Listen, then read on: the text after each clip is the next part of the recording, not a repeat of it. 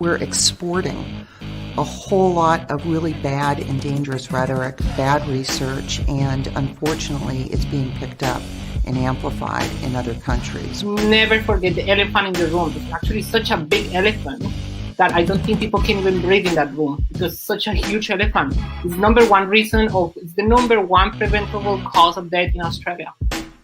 So when you are taking a precautionary approach, when you're like, no, we just don't know enough, I just tell them, shut up, because that just, I don't know, is killing people right now. So we know that vaping nicotine is not risk-free. Nothing's as good as fresh air, and nothing's risk-free.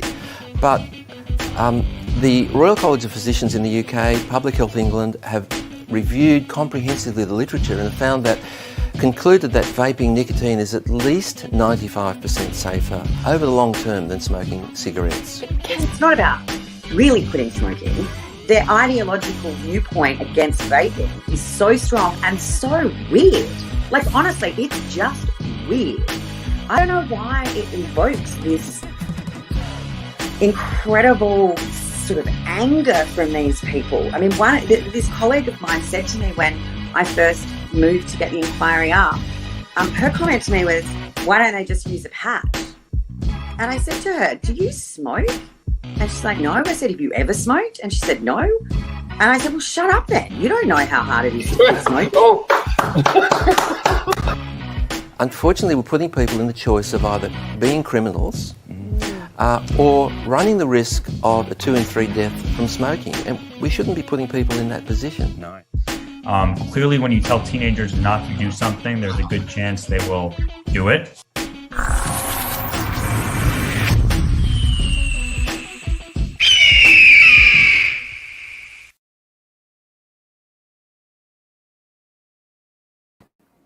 Hello, my scallywag friends.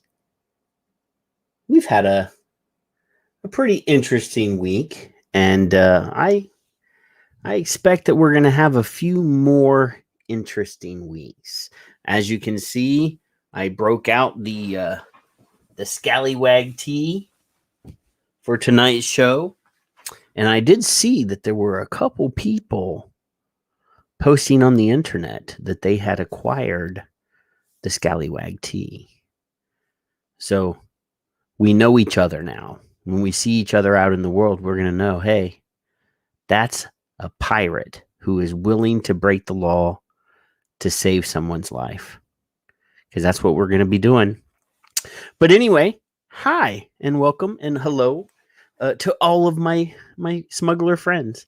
But let's say hello to some people real quick before we get too crazy. Omicidal was in the YouTube, and he said, we'll have to catch the show on replay. Busy today, sorry. Raj is there, and Rob Ramdisk, and I see Tom and Victor. Who else is in here? And James Jarvis, our very good friend from Ohio. He's in the room. And Bruni, and John Papa, and Mallory, and the wonderful Tom Morowitz. He has one of these shirts, I think. He has the Son of Liberty Radio t-shirt as well. I'm pretty sure he's... but Bruni, hey, Bruni, my friend. And Troop and Paul and Leanna. You never get one without the other. And hey, Matt Wardale Kearns and Glenn. Glenn is Karen Morin's husband. A wonderful vape shop owner out of... no, he's in Tennessee, I believe. Tennessee, or I think Tennessee. Sir Didymus and H is in the room, and Yolanda, and I think I've got everybody. No, Roxy, I see Roxy. But you know what? I see what somebody says. Hey, Chris Howard. If Chris Howard is in the room, hello, Chris Howard. We are in the throes of the aftermath of Doomsday. Last week we had a really hello Helena. Last week we had a wonderful show. We had Dr. Colin. Oh my God, Colin's name just fell out of my head. Somebody type his name real fast in chat room so I don't look like an idiot. Mendelsohn. We had Colin Mendelsohn on the show last week, and it was a much more positive and obviously intelligent show. This week, we welcome our brother from another mother, Kevin at Vaping It, the monster robot on Twitter. Hello, myself, inmate. Don't start with me. You got any Nick, man? I actually do. You know, but hey, Kevin, What? you missed out on a really great show last week. You know, I know you had really Mendelsohn. important things to deal with. I totally understand. I did want to do a little bookkeeping really fast right off the bat. Okay. We have been speaking to Michael Pesco to come on the show. Hello, Robin. Robin. Michael Pesco Victor. agreed to come on the show, Mhm. but he texted me and he said, dude, he didn't say dude, but he said, I apologize. I have a newborn child, which causes my evenings to be busy. But how about I introduce you to one of the co-authors of the new paper that we've just written, Charles Courtmanch from the University of Kentucky, to come on the show. So we lost Michael, but we did get Chuck. He's actually addressed his emails as Chuck, or he's signed it. So I don't feel uncomfortable calling Dr. Charles Courtmanch Chuck. But Chuck has agreed to come on the show literally any Friday, but let's just go ahead and do it next Friday. So tentatively, he said, you know, any Friday is good. And I said, well, I'll hit you up next Wednesday to give you the details, and let's just do it next Friday. So next Friday we will have Dr. Charles, Dr. Charles Courtmanch, and I'm probably not saying it's court like basketball court, Emanche. It's probably French because it's got an E at the end, so it's probably like Courtmanche or something like that. When we get him on, we will verify how exactly we say his name. So what have you been doing other than the depressing stuff? I don't want to talk to you about the depressing. Oh, you know what? I did forget to do this.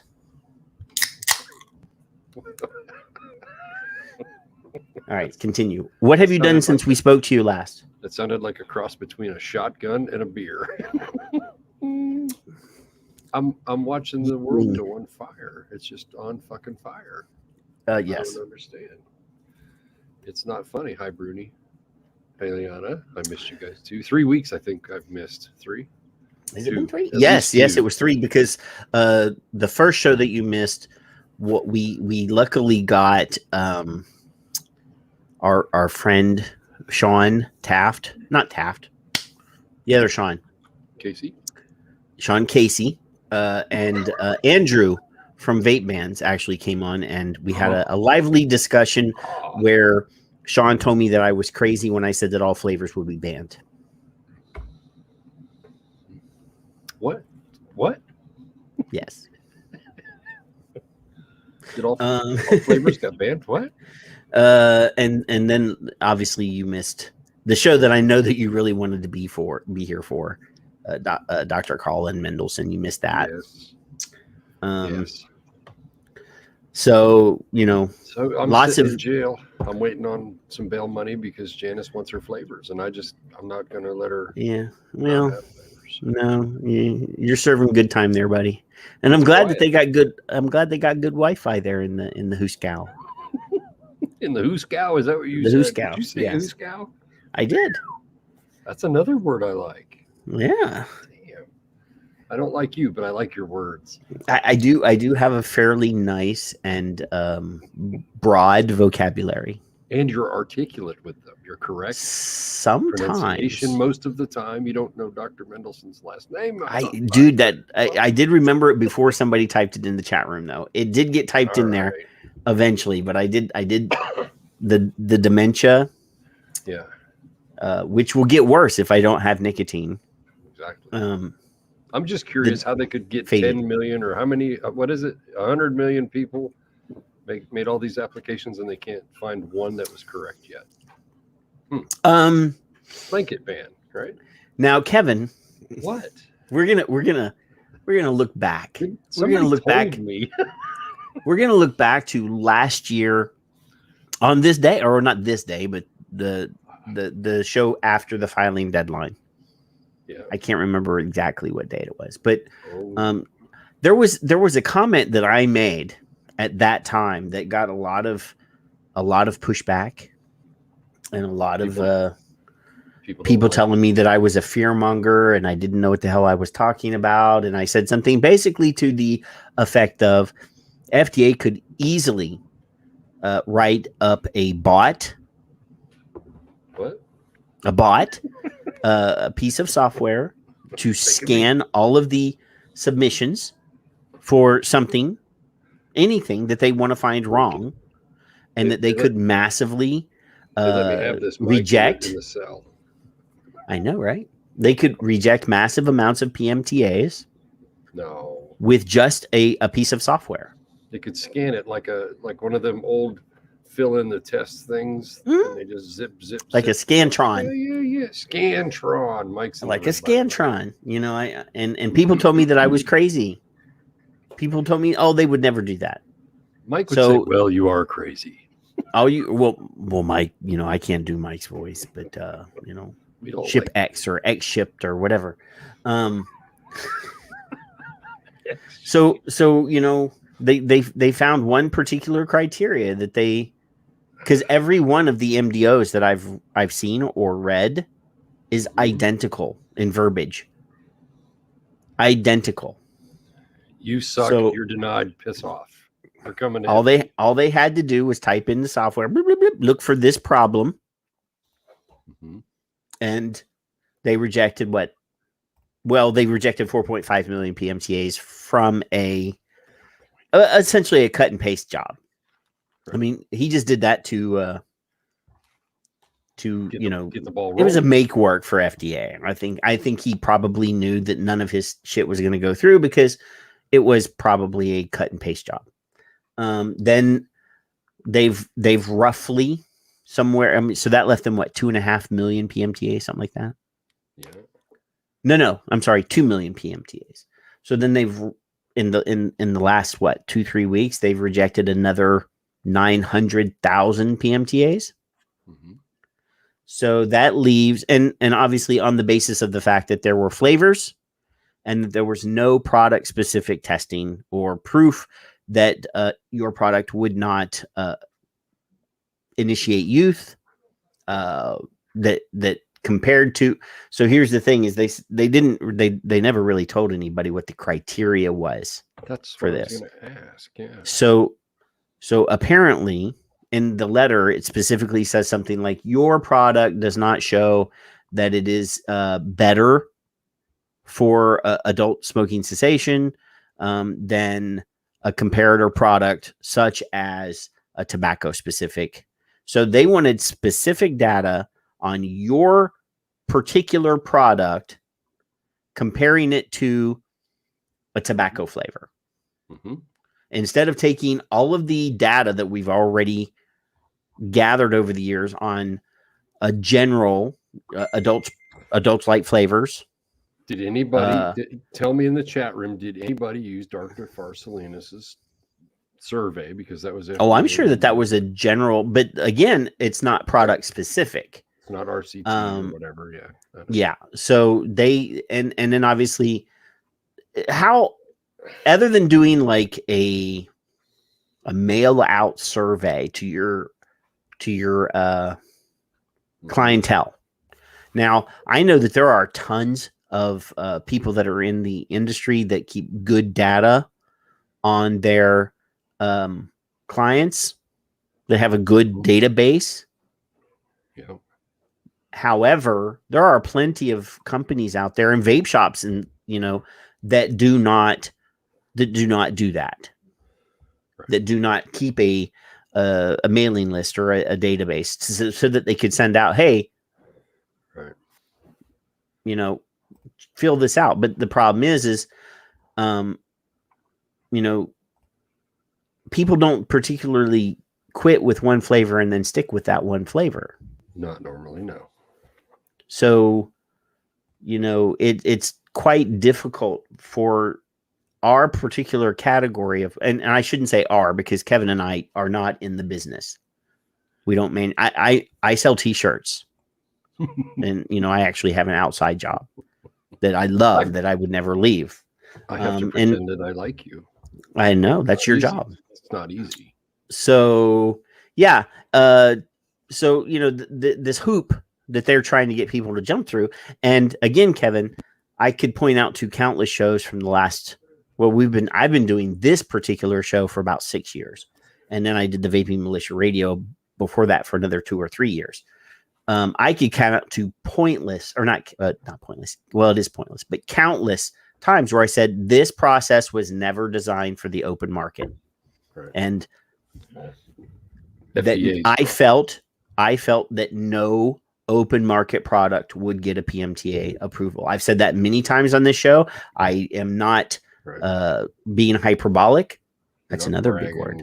I'm not. I mean, I have felt like from the very beginning that this process was never going to be fair for anybody in the open market. Period. Right.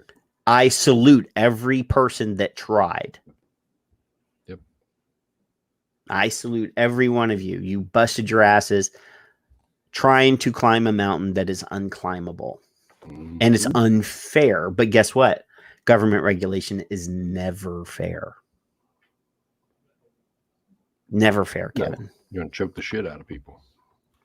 No. And, I say that out front because I want everybody to know I'm not trying to say I told you so. It's not because you're happy yeah. I am fucking pissed. But, we've been talking about flying the pirate flag on this show for over a year. And I will not. I don't care if somebody's listening. I will not let somebody die of smoking when I could stop it, when I could help them not smoke. I don't necessarily need to sell them a product to help them quit smoking. I am more than willing to go here. I made this. Yep. And there's no law. There's no law preventing me from giving somebody something to save their lives. I will sell 1,000 fucking t-shirts to buy nicotine somewhere because that's another thing is you can't even find the raw materials to do this stuff. I mean, flavors are okay. You can get flavors. A legal product. But nicotine, yeah, there's no fucking, I mean, it's impossible. And I keep seeing DIY bastards that have fucking DIY shows. And I'm sorry. I know that you're trying to drive people to your fucking channel, but don't be telling everybody that DIY is the solution when you can't find the raw goods, man. That is fucking low as low. You're just trying to drive views to your fucking YouTube channel. Unless you can tell us where to get it. If you can tell us where to get it, then let me know. So we can tell everybody else. I don't even know who you're referring to, so it doesn't matter to me. I don't want to name names. Mallory. If you're on Twitter, you'll know the fucking guy. But we do have friends. We do have friends that are manufacturers in the industry that may possibly have like 55-gallon drums of pure nicotine that they'll cut down to 100 milligrams for people. And but we're not going to massively convert 65. Mike Peterson says in chat, a 65-year-old lady into a DIYer. No. You're not. She wants to go to the store and grab a freaking Juul. That's what she wants. Yeah. Well, and we'll talk about that BS later. But I don't fucking believe that Juul has a chance in hell. I don't believe for 1 second that Juul has a chance in fucking hell. Timestamp that for me. Yeah. I don't think after. I mean, obviously. One of the messages is that Juul is getting an extension or whatever. They're the pariah. That's the catalyst. That's the end right there, right? There's another word, pariah. Pariah. Yeah. They're the fucking pariah. Well, And I think that they're going to be the example. You know, right. I could see who is it, Altria or whoever still owns. I mean, I know Juul still owns a certain percentage, and Altria owns a certain percentage. I fully expect that to either get broken off, divided, or whatever. Right. And the smart thing for Juul to do would be to rebrand their shit, change their corporate name, restructure, and come out with a slightly different looking version of their Juul and call it something else, just to get out from under all the negative stuff. Right. Because it's going to be really hard unless they move the bar for Juul. I mean, one of the things is you have to prove that there's no youth initiation of your product. Right. And for the last 5 years, I mean, they can examine all the science on their the Juul PMTA as much as possible, but I really don't think that there's any way that they can get around the appropriate for the protection of public health stuff, because every news headline for the last 6 years is Juul's trying to addict my kids. Juul's trying to addict my kids. So yeah, James got a surplus. James he's got his MDOs. So all right, Kevin, what exactly are we talking about? The end of the world as we know it. Yeah, so this is what we're talking about. This is the FDA's announcement. Science-based. Let's break that down. Science. It says here, and if we have to spend an hour going through this shit paragraph or line by line so that everybody understands what it says, and I'm going to read it. I'm going to give you what I think it means. Patrick notes instead of Cliff notes. And hopefully everybody understands that I'm reading this. It's in black and white. I'm going to use the dictionary if I don't understand a word and tell you what it means. So anyway, and I'm not an attorney, and I don't play one on TV, and I don't ever want to be an attorney. But anyway, FDA makes significant progress in science-based public health application review, taking action on over 90% of more than 6.5 million deemed new tobacco products submitted. So this in itself is a lie, because they already got rid of 4.5 million. So this number should only be 2 million, and this percentage would be different too. And because it's science-based. And it says deemed. It says deemed, folks, just so you can see. And they have it in. You see how they have that apostrophe? Do you see how they have that italics, whatever it is? Yeah. Yeah, that's the Isn't that nice? So anyway, the following is attributed to acting FDA Commissioner Janet Woodcock, MD, and Mitch Zeller, JD, Juris Doctorate, Director of the FDA Center for Tobacco Products. I think the first part will be easily understood. I won't have to stop very much. But anyway, on this day last year, the US FDA faced the unprecedented task of reviewing applications for 6.5 million deemed new tobacco products, many of which were already on the market. A majority, wait. So many of which were already on the market. Mm-hmm. All of them should have been on the fucking market, remember? Because you can't bring out a new tobacco product after 8/8/16 without completing the PMTA process. It's a modal phrase. Relax. A majority of the applications submitted by a court-ordered deadline of September 9, 2020 were for ENDS, electronic nicotine delivery systems, products such as e-cigarettes and e-liquids, which had never been through the FDA review process, because FDA never had a fucking review process. Mm-hmm. We've made significant progress in the months since, working diligently to better understand these products, and as of today, taking action on about 93% of the total timely submitted applications. This includes issuing marketing denial orders, or MDOs, for more than 946,000 flavored ENDS products based because their applications lacked sufficient evidence that they have a benefit to adult smokers, a benefit to adult smokers sufficient to overcome the public health threat posed by the well-documented alarming levels of youth use of such products. So, Kevin, since and I've repeatedly said this hundreds of times, I've asked this question. So, what is the metric here? So, if e-cigarettes help 10,000 people quit smoking, but one child uses an e-cigarette once, is that a fair trade-off? Abso-fucking-lutely. But they would say no. Well, they would say no based upon their wordings extremely popular among youth. Well, that's what I said. 1 in 10,000. Yeah. That's why the number is extremely low, and I actually could pull up a graphic that shows that, but we'll do that in a minute. Let me finish this paragraph. Flavored ends products are extremely popular among youth, with over 80% of e-cigarette users ages 12 to 17 using them.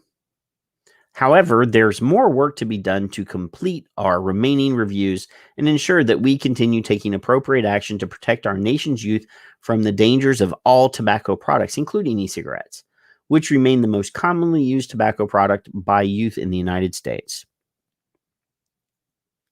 Don't start with me.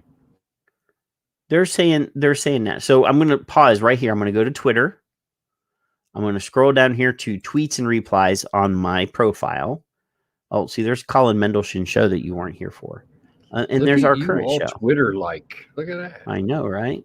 So earlier today, all right. 5 years ago, I was told that Twitter's just a pain in the ass and nobody should ever be on it. Now look at you. That's true.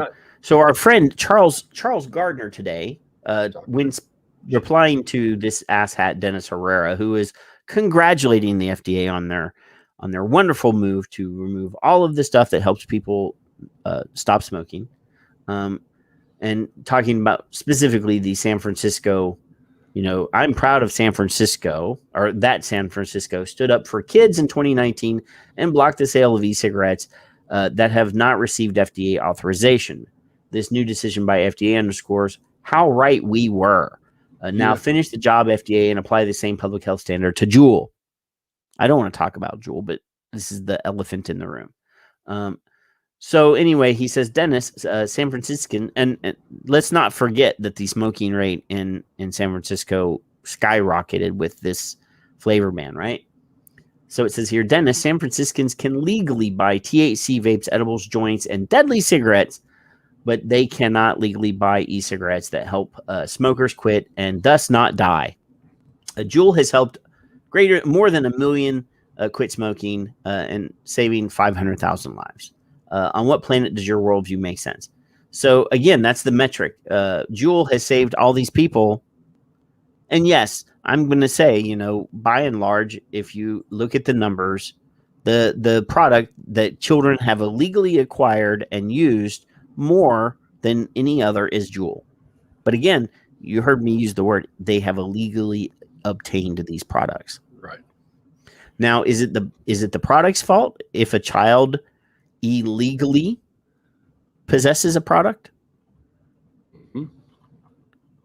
Or do you blame the product when a kid breaks the rules and uses a product? Or is it the kid's fault? Or the parents' fault for not teaching their kid properly?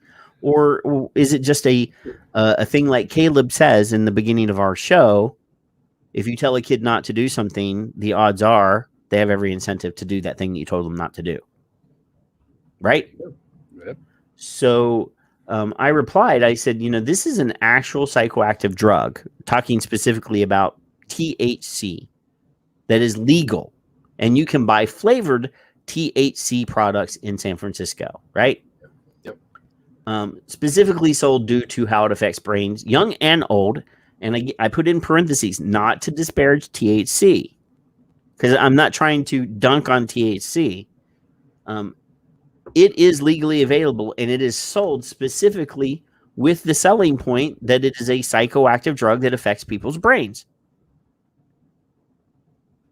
Yet flavored nicotine proven to be beneficial in mood, mental focus, helps with Parkinson's, dementia, ADHD, and schizophrenia. That's illegal. Doesn't make any sense to me, Kevin. So then anyway, Kevin, Charles replies to my comment. This is where I was going on this long detour here. He says, that's because so many teens are addicted to nicotine, my friend. So many, in caps. Teens. So many that US FDA is telling the public that teen nicotine use is an epidemic. And then there's a graphic here. This is from the NIH Monitoring the Future survey. Yep. And it says specifically, look, 37% of high schoolers use alcohol more than once a month. 16% of high schoolers use illicit drugs more than once a month. Yep. 16% binge drink in the past 2 weeks. 15% cannabis more than once a month. Look at this. Nicotine vaping, 13% more than once a month. Imagine that. Now then we go down here to prescription ADHD drugs daily. That is a fucking mind-altering drug right there. They tried to give it to me. Number. 9. That's 10% of kids in school today are using ADHD drugs.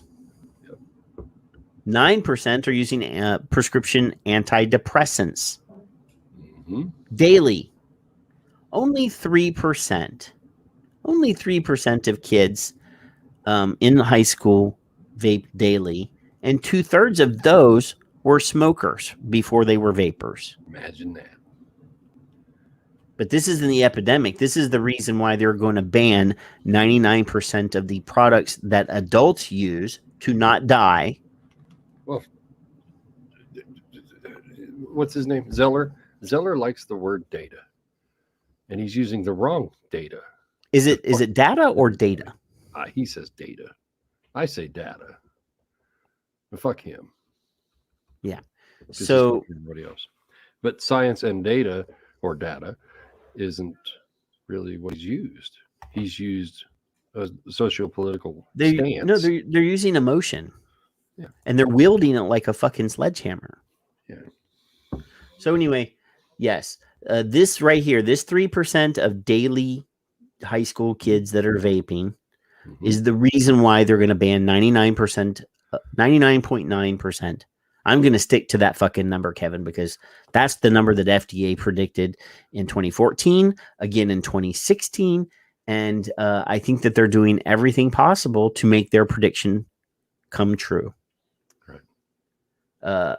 Every time I quote that number and I refer back to that financial impact analysis, every time somebody says, well, they didn't expect 6.5 million PMTAs.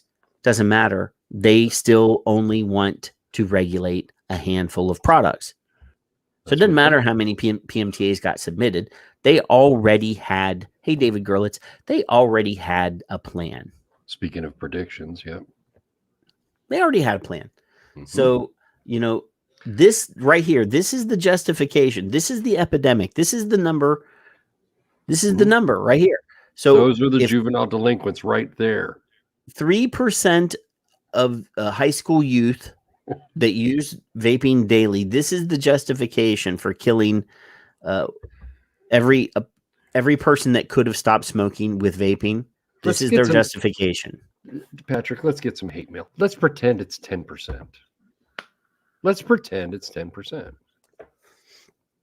Okay, so if 10% is that a justifiable threat? No, it's not. Is it a legal product for them to possess or purchase? No. So where are we sitting besides with our thumbs in our ass? Because they said so. Everybody's guilty until proven innocent because of their perception. But Kevin, 3%, man, or even 10% in your example. 10% of American youth aren't using nicotine in a vaporizer, a less harmful form that doesn't contain that doesn't have byproducts of tar and all the off-putting and gross and cancer-causing stuff.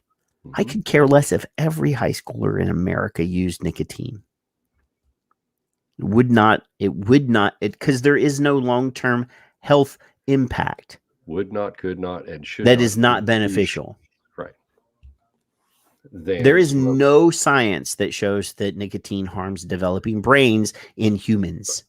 Now, I'm going to give that 10% for the hate mail because Dave has told me that the smoking rates were much higher than they were showing on these surveys, because you and me are sitting there going, let's say no. And I get that. So let's pretend these 3% are really 10%, and the 15% for the cannabis is really 25. Let's bump every one of them numbers up, because they're all lying little shits whose brains aren't developed yet. We're depending upon brains that aren't developed yet to answer these questions. But let's give them the vote when they turn 15 or 16. Yeah. I prefer that, actually.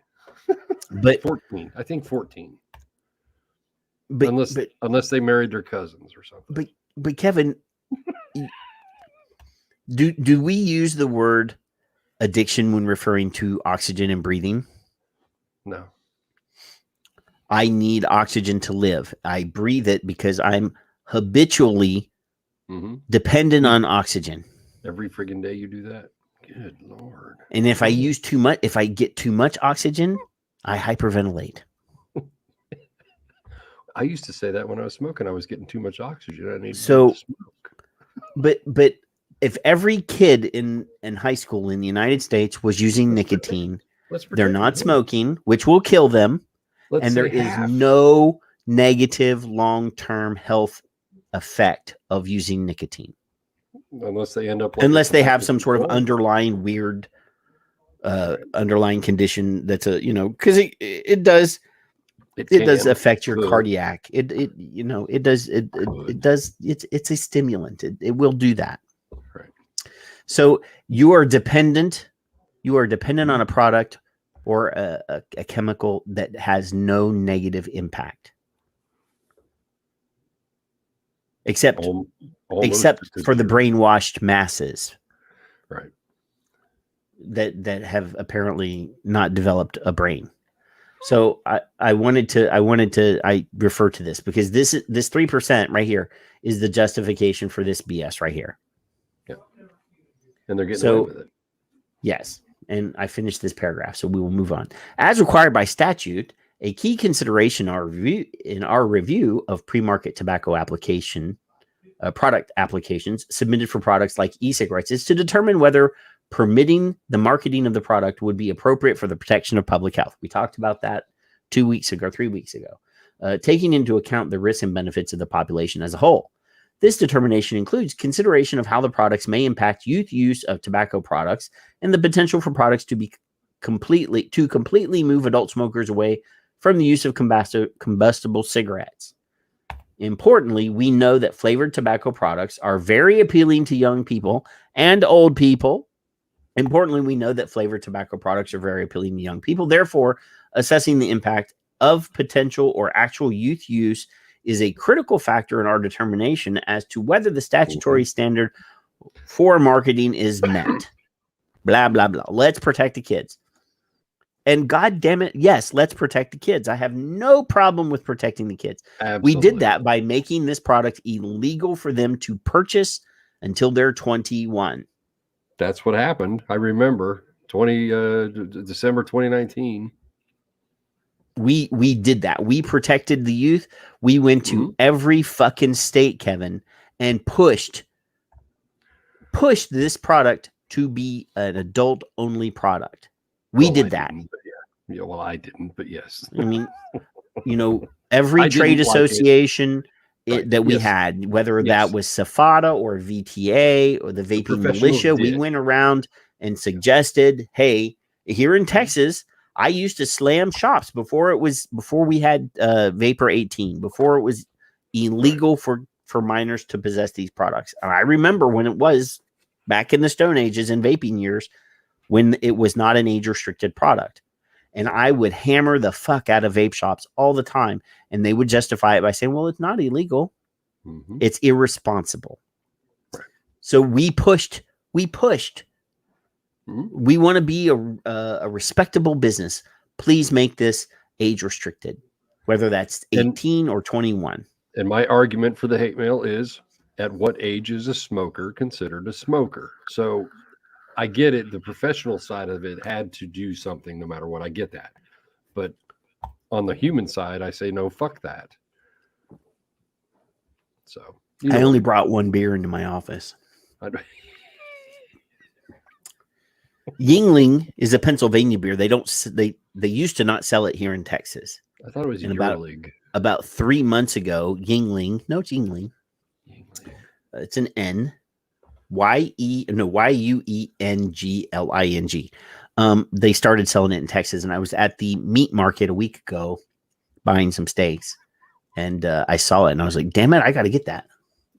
Your meat market, I'm not scared of that. Yeah. Yingling. Anyway, now I'm back to not beer because I don't want to get up and go get one right now. Yeah. As of today, the agency has taken action on applications for over 6 million ENDS products, including refusing to file one company's applications for approximately 4.5 million products because required contents were missing. And as well, we have issued 132 MDOs for more than 946,000 flavored ENDS products, including flavors such as apple crumble, Dr. Cola, cinnamon toast cereal. Yum. And I know that number is not accurate anymore. I think they've issued more. Here's the unprofessional thing, Kevin. I'm going to open this. This is I believe there's a link somewhere to the list. I'll find it here in a minute. I'm going to go back. So anyway, there are people that are that were issued MDOs that had not gotten official contact by the FDA. I heard tell. So they found out that they had MDOs issued by looking at the list, the public list. They had not gotten their phone calls. Somebody else said that they were sanctioning that phone call out to somewhere else. I can't remember who or what. But yeah. So anyway, so they 132 MDOs for 946,000 applications. So these 132 companies produced more than one product, right? Mm-hmm. So yeah, that's almost 1 million products. So they went from 6.5 to 2 to essentially 1 million applications are still in the offing. But Patrick, let me ask you a stupid question. When was the deadline? For what? 2020, right? No. Well, what are you saying the deadline? Because I think there's some confusion here. For the application to be submitted. That was last year. That was 9/9/2020. 9/9. Okay, so I couldn't remember the date. So 9/9. Yes. So for a year, you're going to tell me that I saw a number like 28 people are in this staff. So let's pretend it's 50 people. Let's give them. Well, CTP has 1,000 employees. Okay, 1,000 employees times 1 million. Let's pretend it's 1 million, and they're doing what, 10 a day each, 50 a day each, 100 a day each. No, they just put them together, stacked them up, and said, "We'll deny those next year." That's what we're going to do. We're just going to deny those.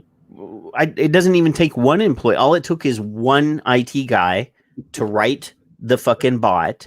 Right. And I told you over a year ago, that's an easy fucking way for them to thin out the herd is use a software application to look for deficiencies, which I'm sure that's one of the ways they got their deficiency letter list. Mm-hmm. And there's a second one of these letters we're going to talk about that talks about the process. Yep. Happy birthday, Paul. Which is an official. Oh yes, I forgot. Paul is a senior citizen now. He is now qualified for the Silver Sneakers program. What are you laughing? You're getting close. The Golden Tic Tac Award. So anyway, it doesn't take any employees. It took one little nerd to write the fucking app, to write the app that could scan James is saying our application was 3.9 million pages. You know how fast a fucking bot can scan your 3.9 million pages? Pretty damn fast. And all they're looking for is errors, which can be written into the software quite easily. And that's what they fucking blank check this shit. Every one of these MDOs says exactly the same thing. So they could, I'm not saying this is what happened. This is my theory. This is what I've been saying for a year, is they could easily process these applications with software. Easily. Looking for deficiencies. They know what the most common deficiencies are. They could put that right in the app. The app could scan through every fucking app. Produce a list of who to send MDOs to, and it doesn't take a whole lot of payroll to do that. Right. So anyway, we continue to work expeditiously on the remaining applications that were submitted by the court's September 9, 2020 deadline, which was they're blaming the court for this, but they were given the opportunity. They were given the opportunity to ask for a different date, and they asked for this date. Mm-hmm. And that's probably one of the reasons why, if they went to Judge Grimm and asked for an extension, he would say no, because I gave you what you asked for. Mm-hmm. Seriously, I gave you what you asked for. If they had asked for 2 years, he probably would have said, okay. But they asked for 1 year. And then he actually gave them an extension for 6 months. You got to remember, there was before the 2020, the 9/9/2020, this was actually supposed to be 6 months prior to that.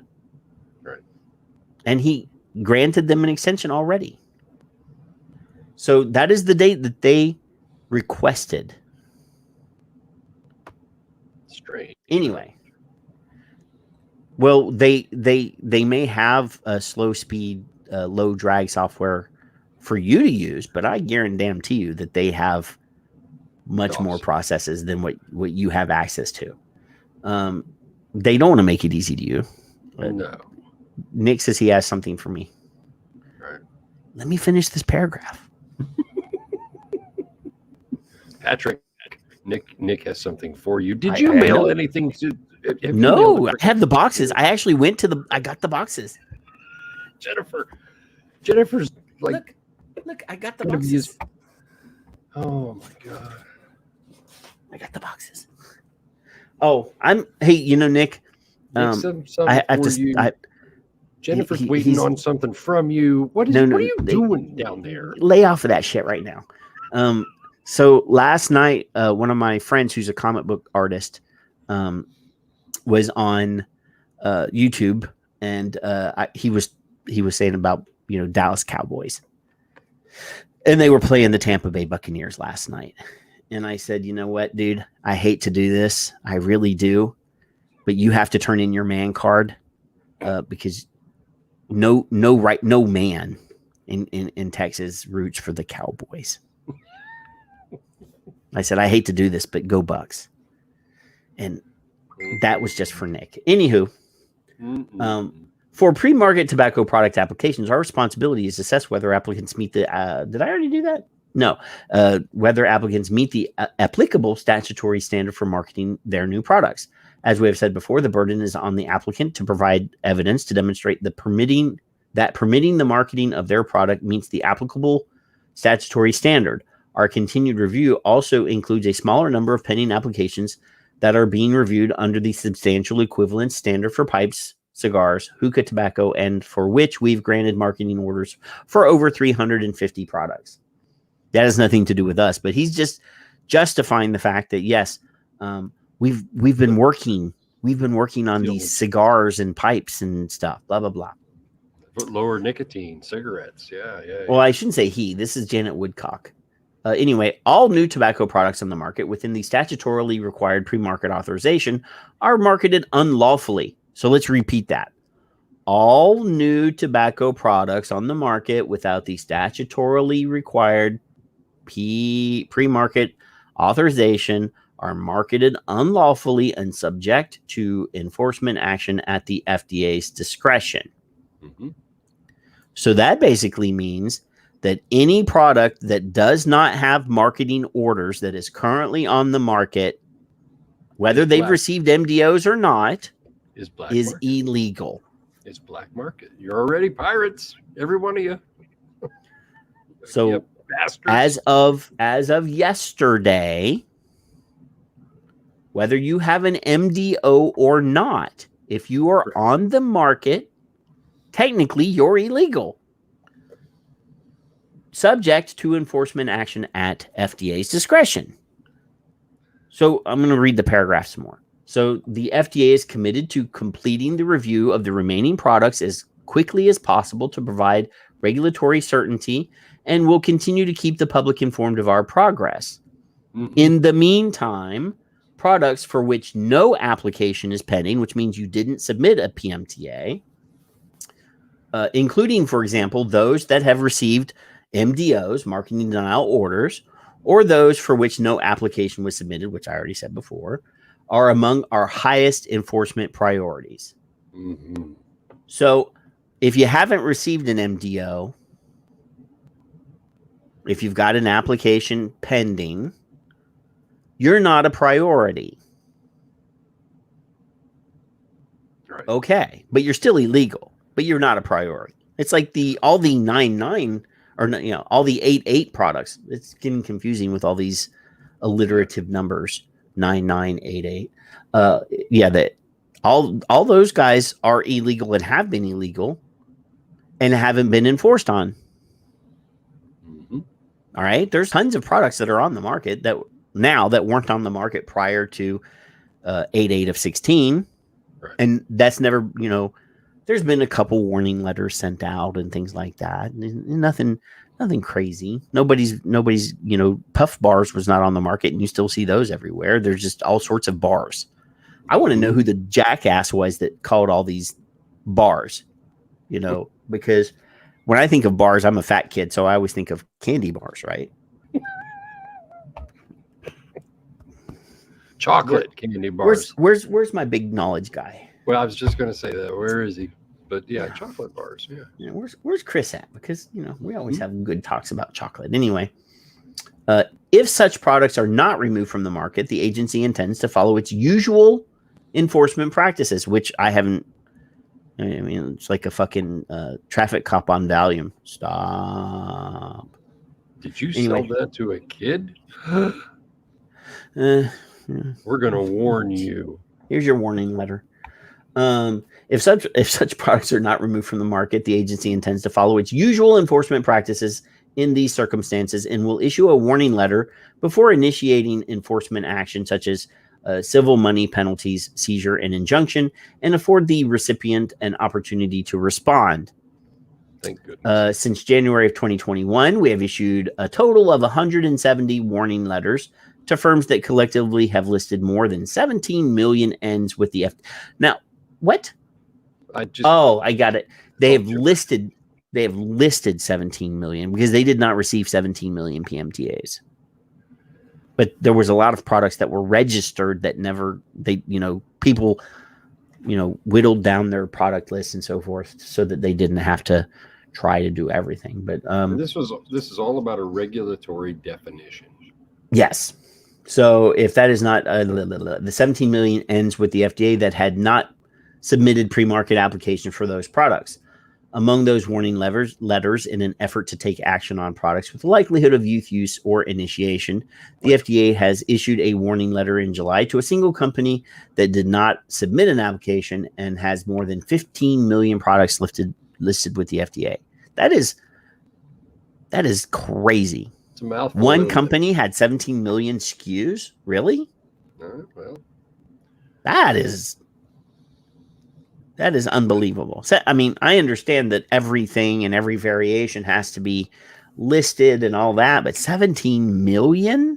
17 million. Yeah, I don't believe 0, 3, 6, 9, 12, 14, 16, what did, 18, what did 21, they 24, what did they 28. PMTA like an inch of nichrome, an inch of it's I did see Amanda. Hello, Amanda. Amanda.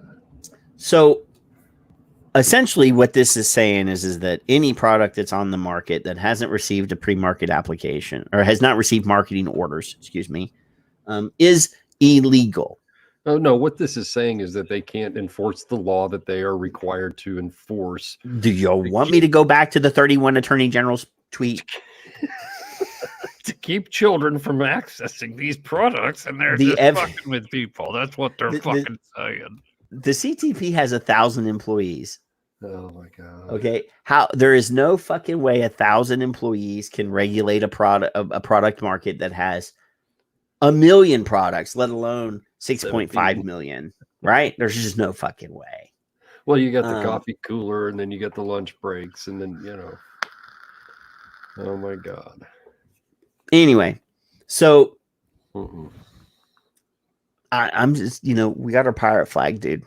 So every one of you guys that's in the industry that's still selling, and I suggest if all you're going to do is get a warning letter, keep selling your shit. They're going to give you a warning letter. Then you can consider what you want to do after that. Yeah. But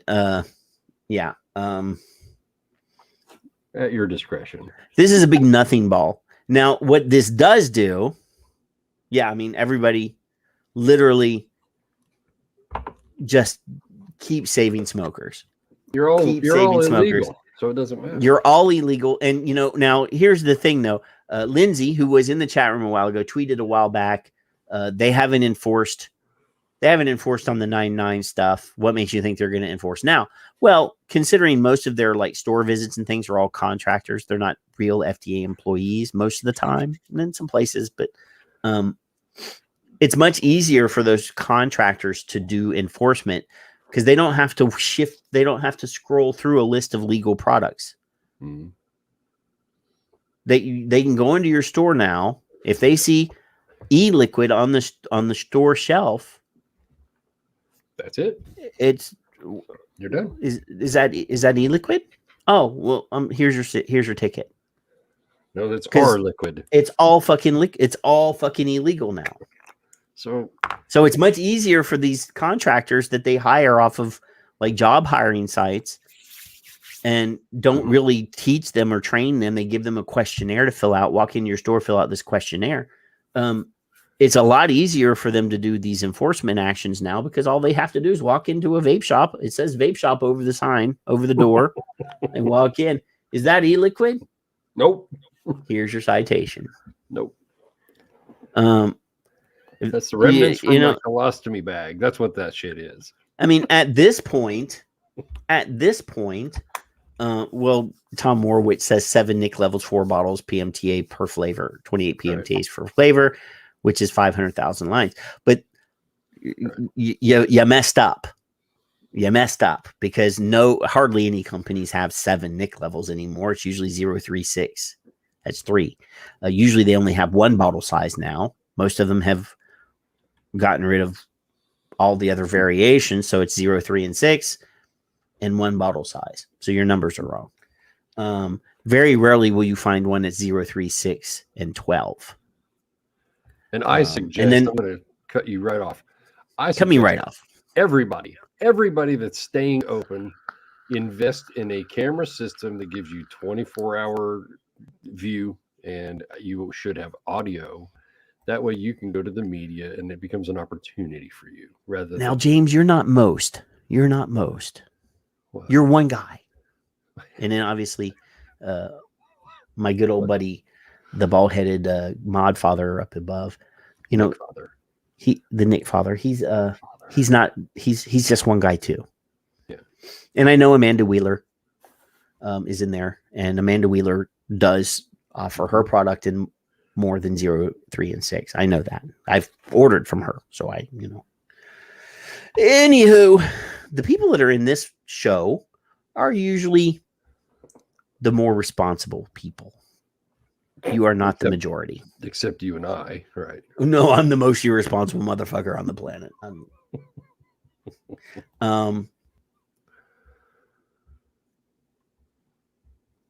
Yeah, cameras. Yeah, I'm going to put this on screen. Amanda says And I really didn't want to talk about this particular thing because I think the more we talk about it, the more it, is an earwig in the FDA's ear.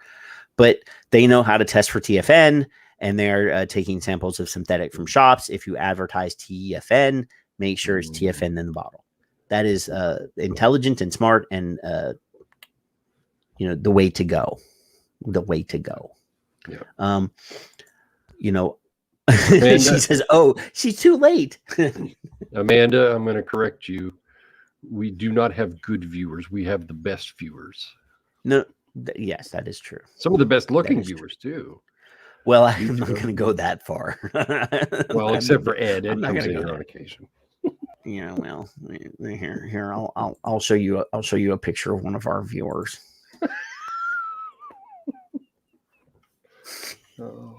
Give me a second here. I got to scroll down. How can you have Tic Tacs on your screen? Is it legal? I'm not going to put Tic Tacs on my screen. He did. He's probably wearing his Scallywag t-shirt right now. But that's not who I'm talking about. Look at you. Oh, well, here's one of our. One, This is actually one of our lovely viewers in one of my t-shirts. Is she waiting on something too? Isn't she waiting on a? Yes, she actually is. I need to make her. There's a thing I need to make her. Yeah. Damn. Oh, here's the bloke that I'm talking about. Yeah. Look at that. Yeah. Look at that. Love him, but he's not really the most pretty guy on the planet. And just saying. I try to hide my ugly with the brewer, but yeah. Paul did send me a picture, but I didn't put it on my Twitter yet. I need to advertise the t-shirts. Can we have a rally so I can see Kevin again? Absolutely. That's up to Kevin. I got a picture with Jordan too. In where were we? Milwaukee. Yeah. See, Paul says he is actually wearing his Scallywag t-shirt right now. Yeah. My wife, this week has been shitty, Kevin, in addition to this nonsense that we're talking about right now. But Tuesday I was at work and I was headed out of town to go see a patient out of town. And my wife texts me, "I don't feel good. Oh. Where are you at?" So I call her and she's like, "I need to go to the doctor and I can't drive. I'm dizzy." And she'd been coughing. Yeah. So I immediately call my boss and you're going to have to find somebody else to say my appointments for the rest of the day. I have to take my wife to the doctor. And I zoomed across town at 100 miles an hour. Took her to the doctor and I sat in the car because they wouldn't let me go in with her. She went in and sat there for 3 hours and they finally tested her and she's got the Rona. Oh. So then I said, well, then I need to get tested. Yep. So they did the rapid test and PCR test on me. Yep. And I'm clear. I don't have it. But the wife has been sequestered. She's quarantined. Mm-hmm. And I've been sleeping on the couch for 3 days. Wow. So we are 3 days into the quarantine. The 10-day quarantine. Yeah. I miss my bed. Yeah. I miss my bed. Anyway, so products switched, no application pending, but I already read this. I know. If such products are not removed from the market, the agency intends to follow its usual enforcement practices. Well, I read that. Oh, we read all this. Okay. So the final sentence here is: we are committed to working as quickly as possible to transition the current marketplace for deemed new tobacco products to one in which all products are available for sale by Big Tobacco and have undergone a careful science-based review that we've blank checked by the FDA and meet the statutory standard, continuing to make appropriate regulatory actions to protect the public, especially youth, from the harms of tobacco products. Remains the one of the agency's highest priorities. Were you just ad-libbing in there? Did I? My inner monologue became an outer monologue. Is that what? Wow. So, All it had to say was, "Hey, you're fucked," and we could have just put the period at the end above, just below the deemed.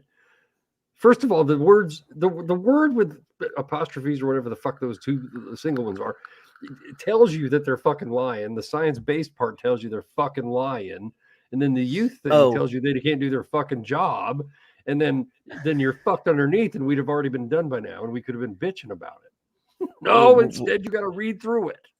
Well, I wanted everybody to understand what it says, so I read it to them. The entire thing. I just saw with obviously opinions in the middle. I just saw the big chocolate man somewhere in there. Unless some weird shit happens. I mean, I know that FDA has already visited some of the manufacturers that had received MDOs. I know that, to see if they were manufacturing. Right. It seems to me, I wouldn't, if I owned a vape business, I would be like business as usual until I get a warning letter. Save smokers. Period. But today, speaking of science, let's do a sidebar real quick. Somebody's doing science for change. So today, CDC, Tobacco Free, released a video of Leonard Nimoy, Spock from Star Trek, who died of COPD. And there's apparently a film that they've made discussing, because he was a smoker. I mean, if you ever heard him speak, you could tell he was a smoker. And he died. Right. So I did tweet. I said, look, Spock died because he was trapped in the cancerous embrace of cigarettes. If he had vape technology that removed 95% of the harm and 100% of the carcinogens, I think the science officer of the USS Enterprise would have seen the logic in tobacco harm reduction. I had to get my geek on in the middle of the show, Kev. I'm sorry. Of course. It's all right. Because yes, it is sad every time somebody that we love, and I love Star Trek. I'm a fucking nerd. I love this shit. When somebody that I look up to dies of something that is completely something that we could have stopped. Yeah. Now, obviously, he had already smoked for like 80, 100 years or whatever, but more people that we know and respect and adore that are currently smokers are going to die because this product is now being pushed away. They have essentially dealt the death blow that might take years for vaping. Literally, we have solutions, and I really don't want to go too deep into the alternative nicotine options. Not vocally and not loudly, but there are companies that produce a product that you could substitute. Okay. But it's sad. It's sad when the government is blatantly, this is not even a little lie. This is a big fucking lie, dude. Yeah. They have spent a decade demeaning and demonizing a product, about a decade, a product that does nothing but save people's lives. If it was not for an e-cigarette, I would still be a smoker, period. There's no question in my mind about it. Yeah. Period. It's just ridiculous to me. And I would say, I'm going to guess 80 to 90% of the people in here would as well. I don't know that, but right. And some have quit completely. It's good. That's fine. Yeah. That's their choice. I am. We've said it. If snooze works for you and it helps you quit smoking, then God damn it, yes. Right. If the patch works for you. And if texting, Skip, if you're listening, if texting works, fine. If a fucking app on your damn smartphone works for you, congratulations. You go, girl. everything that helps people not die should be Whatever available. works. It doesn't matter. The consumer choice is what is more important than anything in the fucking world to me. And here, Kevin, let me first. I gotta pin this to my profile. This is the new show. I gotta pin it. I have to pin it. Put a pin in it. Look. Where'd it go? Some nerd thing. No. It better be chocolate porn, or I'm not going to be happy. Actually, Chris and I had several conversations this week about chocolate and Tootsie Rolls. That's not chocolate. Well, I know, but wait, does Chris think it is chocolate? No, he hates Tootsie Rolls. Oh, okay, then we can still be friends. All right. Is Skip here, Kevin? Is Skip? She's trying to coax me into a fight, or yesterday or today, I don't know. Because the FDA said, hey, you can text or whatever the fuck, and I'm like, well, do you have RCTs? So Gitchell sends me one, which I'm not going to get into Twitter on a tangent about it. And then Skip was kind of trying to she was chiding me a little bit, including lower nicotine and texting if that's what works. I succumb to the statement. If a fucking text message works, then Tootsie Rolls are the devil. Come on, Chris. Chris is there. I think she can take you, dude. She's riled up. She probably could, unless she's asleep. She's awake. She's right there. No, I mean, if Mark will tell me we got to get Mark a phone. we need to teach Mark how to get his own phone so that we can follow him. And we'll all block Skip from seeing it. No, I want her to see it because I do some really creative things with those photographs. Oh. But anyway, this is my tweet from today. Was it today? Yes, today. I sent it today. Today, a lot of good people in the vaping industry or in the vape industry are going to be told that if they continue to make a product to help people that smoke quit, they will be criminals. Yeah. Saving someone's life should never be a fucking crime. And we should be lighting a fire on the internet today. And I posted this yesterday. Mm-hmm.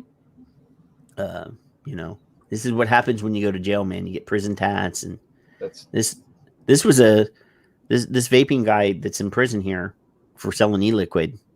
He started out as like a regular hipster kid. He hit the weight room. I thought he was vaping cream brulee. Okay. Yeah. So this is the Durban Penitentiary cell block vape. Durban Penitentiary. I'm trying to like your statement. Paul says Paul posted a little picture here. What are you in for? Vanilla custard. That's it. But yes. And then I said, hey, I put Wesley in here. How come it's not playing? It should play. It's a GIF. He says, have you ever considered piracy? And then this guy. We've talked about this fucking goofball. That guy's a jerk. He was someone else. He's got the capital in the small letters, and I like some of the things he's said over the years, but it's mute, block, whichever you prefer. Yeah, I should get rid of this guy, but whatever. Anywho, that guy. It's all right. I don't block people. I'm not a blocker. I do want to rumble, but I can't find the damn comment to like it, so pretend I liked your statement. Look at it. It's just Nicholas Orlando liked one of my tweets. Mr. Orlando. Nicholas. Nicholas. No, Chris, but China is open all day. All day. And I know quite a few e-liquid manufacturers in the States that have set up Chinese manufacturing. I'm just saying. No.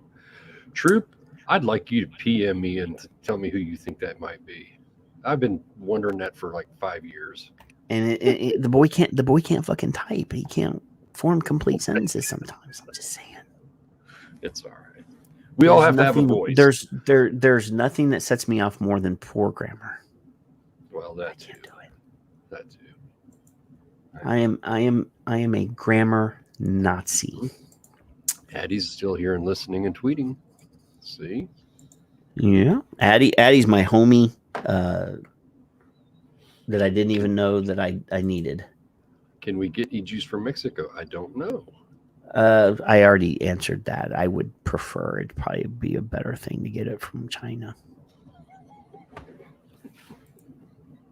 So I live in South Texas. I'm pretty close to the border. So you were illegally selling product. Now you're still illegally selling product. Have a camera going. Call the press. That's all. You know. At least 3. Yes. I really just think that somebody, I want them to make an example that a martyr. We need a fucking martyr is what we need. Yes. Hey, while I'm between FDA statements, because there's another one. I know. Look at this. What? There's a fucking store. Ooh. We have there's T-shirts that say nicotine enhanced and nicotine radio. And caffeine enhanced. There's a fucking coffee mug that allows you to fly your nicotine flag while you're drinking coffee. There's girl shirts for the people that want to wear girl shirts, whether you're a girl or a boy. I don't care. We should have a. I'm not going to judge. I love the cranky old broad shirt. I need to make. I have quite a lot of art that I could use on a cranky old broad T-shirt. Much like this one here that says, I don't even like you. Because I'm nicotine enhanced, I'm no longer a cranky old broad. That could be like a personalized shirt. Now, these are products for my wife. But anyway, there's the Scallywag shirt in a girl version and a boy version. And there was only so many sizes available. Mm-hmm. There was only so many sizes available. In each different style of shirt. That's why there are multiple styles of the same design, because I had received requests up to 5XL, and I want to make sure that everybody gets a shirt. Okay, Roxy just said Carolina extract for Nick is still shipping as of July. If you happen to buy one of the plaid shirts that I painstakingly designed, Patrick will sign it himself and then never send it to you. Size it up. That's all I'm going to say. Get a size or 2 bigger than what you normally wear, because these are very small. And then I designed this shirt, and Mario pointed out to me that it was probably sort of demeaning to smokers. I still left it up there. Actually, I thought I just saw it. I have it in here somewhere. It's in here somewhere. I bought it. I have it, and I don't even know where I put it. Yes, true. As soon as we go off the show. Oh, here it is. I knew it was there.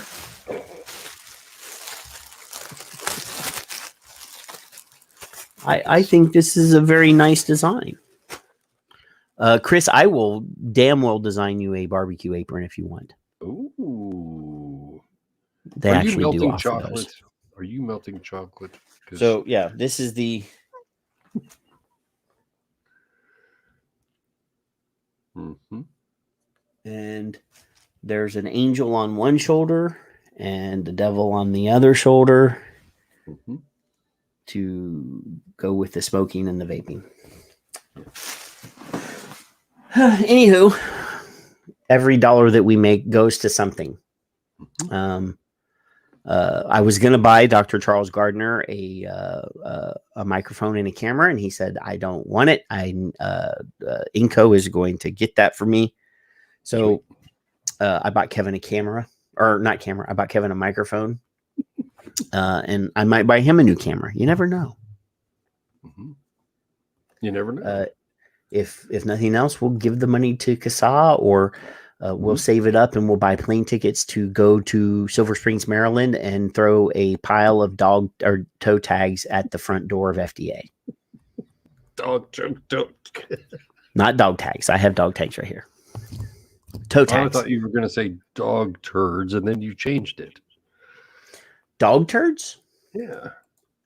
Bruni says, to don't forget to put the link in the chat.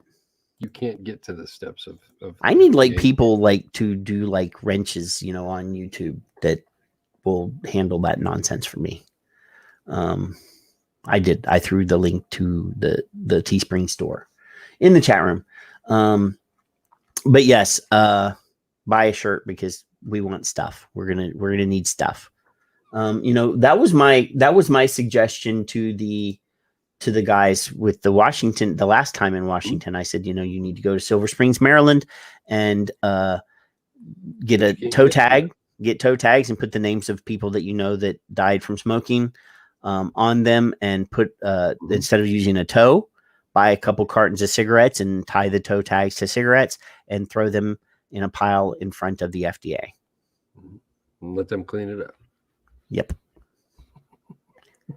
But I don't know who you are, Lost Reef. So there are people that I know that I don't know you. You're new. If you're not new, later on, maybe I'll give you a range. So anyway, the second announcement that was released by the FDA on September 9th was a direct statement from Mitchie. Not bitchy, Mitchie. And not Richie. Mitchie. You got to assert yourself, yeah.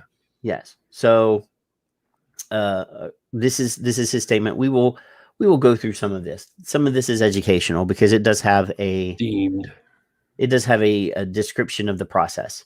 Mm-hmm. Do we really want to go through this, Kevin? Not really. Okay. Then we won't. At the top, it is deemed in quotation marks again. This is a rehash of a lot of stuff. I will instead throw the link to Mitch Zeller's statement about yesterday's nonsense in the chat room for people that are willing or interested in reading it, because I really don't want to sit here and read this all. It is that gives you some background. It tells you the history of the deeming, blah, blah, blah. And it really doesn't, it starts in the middle. It starts in 2016, but the actual ANPRM was in 2014. Right. So there's 2 years of stuff that happened that they're just not even going to mention. They don't even want to mention the fact that they received the largest number of comments to an ANPRM in the history of the Federal Register on that deeming ANPRM. We broke fucking records. A lot of you guys that are new that weren't vaping in 2016 may not know that. But in 2014, that's when the advance notice of proposed rulemaking was posted on the Federal Register's website, registration or registrar.gov. And that allowed people to make public comment on the deeming. And they received more comments on that docket than any other in the history of the Federal Register. Period. We should be in the Guinness Book of World Records. That was redonkulous, and it was not. And then in 8816, which is halfway through, there's 2 years of shit. 8816 was the doomsday. But anyway, this document has a lot of stuff about the process, some historical stuff, going through the pathways. This is basically just his justification for what they did yesterday. They prefer it as a drug. Yeah, here, let me. I'm going to start in the middle of this document because this is the current. This is the current. So to date, FDA has taken action on a substantial majority, around 93% of the applications submitted by September 9, 2020. Marketing orders and other information about tobacco product application decisions are generally posted on our tobacco product marketing orders webpage and organized by pathway. Well, nobody got any, so that's easy. They didn't have to make any updates. Due to the legal requirements to redact confidential commercial information and ensure documents posted to the FDA website are accessible to everyone, the full decision summary and order letters may not be posted to the website until a later date. Right. In addition to the applications on which we've already taken action, FDA continues to review on thousands of applications for tobacco products across all product categories or classifications. FDA intends to continue to devote significant resources to responding to the remaining pending applications expeditiously and will issue our decisions on a rolling basis. We have also updated our metrics and reporting page with the complete set of metrics for all reviewed phases of all pathways, which provide aggregate numbers showing our progress within each phase of application review. We will continue to update these metrics every other month. So here's an update on compliance and enforcement. While our review of pre-market applications is ongoing, we remain vigilant in overseeing the market and continue to prioritize the use of our enforcement resources to curb the unlawful marketing of tobacco products. Instead of curbing the marketing of these products that are legally on the market, shouldn't they be curbing the access? The access? What? Should we not actually enforce the law that is laid out in front of us that says that these products should not be sold to anyone under the age of 21? Patrick, nobody wants to talk about that. Kevin, I would be all for here. Let's make a new rule. And they don't have to make a new law because it's already the law. Yes. Zero tolerance policy. No fucking warning letters. What? If you are caught selling to a kid, we are going to immediately fine you $10,000 and put your ass in jail for 30 days. But I bet you $10 Patrick, every convenience store clerk in the United States Patrick, would immediately card every fucking person that buys cigarettes. I'm in the middle of a rant. Why are you interrupting my rant? Nobody wants to talk about the Signer Amendment. Stop it. Oh, the Signer Amendment is a footnote to enforcement. They don't want. That's an afterthought, dude. They don't want to. Yeah, we have to cover our ass. That's what that was. I don't want to hear about it. That's why I keep ignoring you every time you mention it. To talk about enforcement. It doesn't mean anything, Kevin. They changed the fucking percent. Exactly. It doesn't mean shit. It means less than it did. Yeah, exactly. So what is the enforcement? Hey, stop selling stuff to kids, will you? Here's your warning letter. This is your fifth send us letter. A corrective response letter telling us how you will prevent this from happening in the future. That is what their fucking requirement is. If you don't respond to this fifth letter, we're going to fine you $100. Dude, the vape shop that used to be in town here, when they got busted, and it wasn't FDA, it was an actual state enforcement. So it's not even listed on the FDA's thing because it wasn't an FDA contractor. It was a fucking state. In Texas, the state can actually enforce. And I believe in probably every other state they can enforce. That's why a lot of these vape shops that fucking got busted aren't listed. Because I'm telling you what, vape shops aren't perfect. Right. More have done it than we know, I'm sure. But anyway, they came to me and they're like, well, how should we write this response letter telling them how we were going to prevent this from happening?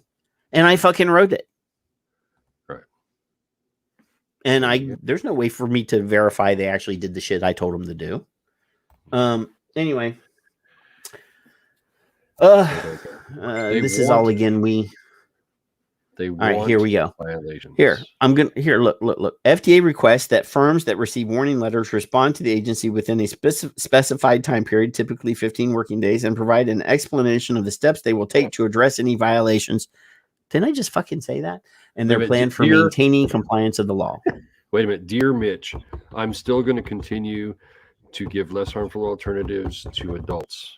Sincerely, and fuck yourself, Kevin. That would be my letter. So this is what happens on September 10th and beyond. Oh, thank goodness. Okay. A small percentage of the more than 6.5 million products that were the subject of timely submitted applications still remain under review after September 9th of 2021. We will continue to work expeditiously with the remaining applications.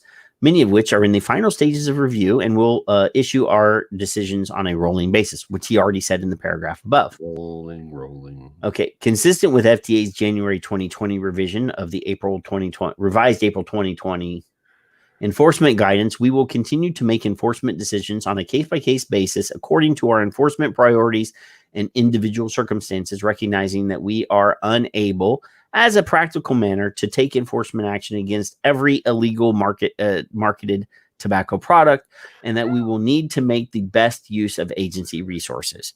So he's basically saying, look, we can't fucking do this. We know we can't do this. Do your thing. So yeah, as long as you fly under our radar, there's nothing we can do. We don't have enough employees. I mean, that's what he's basically saying. All new tobacco products on the market without the statutory required pre-market authorization are marketed unlawfully and are subject to enforcement action at FDA's discretion, as recognized in the court order regarding the September 9, 2020 pre-market application deadline. You know what? They couldn't keep them in our age group. We were at like 30% smoking as teens. 30%. 30. They couldn't keep cigarettes out of our hands. I mean, it was only 30% because those were back in the old-timey days when you had to roll your own and they didn't have commercially available cigarettes. No, I had commercial. You had to roll your cigarette while the Indians were shooting at you. I had and you had you had the wagons in a circle. That's right. Stealing my daddy's butts is what I was doing. But either way, 30%, give or take. I don't know what year I'm looking at it or whatever. But yeah, you're just making shit up now. 30, 35, 32, 34. Yeah. It just rolled on. Nobody cared. Yeah. As described in FDA's enforcement guidance, we have identified flavored products that appeal to youth as enforcement priorities. Mm-hmm. Available data, including from the National Youth Tobacco Survey, suggests that tobacco-flavored ENDS products, unlike products with other characterizing flavors, are used by relatively few youth and few adults, other than Kevin and I. Kevin and I both tobacco papers. It suggests. Yeah. It doesn't say it has. It says no. suggests. Well, I mean, they took flavors away in Juuls. I hate to keep bringing up Juuls, but Juul voluntarily gave up their flavors, right? For sure. And all of their mango kids went over to mint. There you go. Anyway. I'm still confused if it's the flavors or if it's the nicotine. I forget. It's the fucking 70 milligrams of nicotine, Kevin. God damn it. Marketing denial order and those with which no application were submitted are among our highest enforcement priorities. So they're saying that flavored products and products that have received MDOs or no PMTA application was ever submitted, those are their enforcement priorities. So if you've played by the rules, we're coming after you first. Yes, we know exactly where your manufacturing facilities are. We know what products you make. We know what the labels look like because you submitted all that to us. We know your shipping dates. We know all the data. We know all your shit. Yes, we do. Because you followed the rules, and now we're going to punish you. Mm-hmm.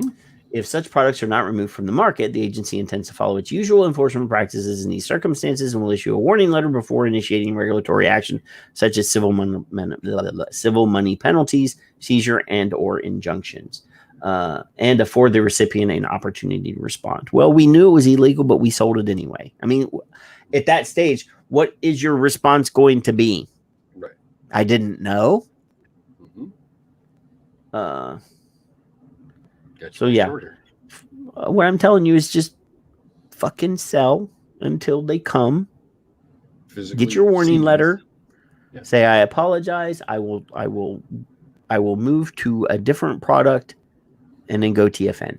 Oh, but shit! I said it out loud. Sorry, Kevin. That'll give you another year or two of business. Mm-hmm.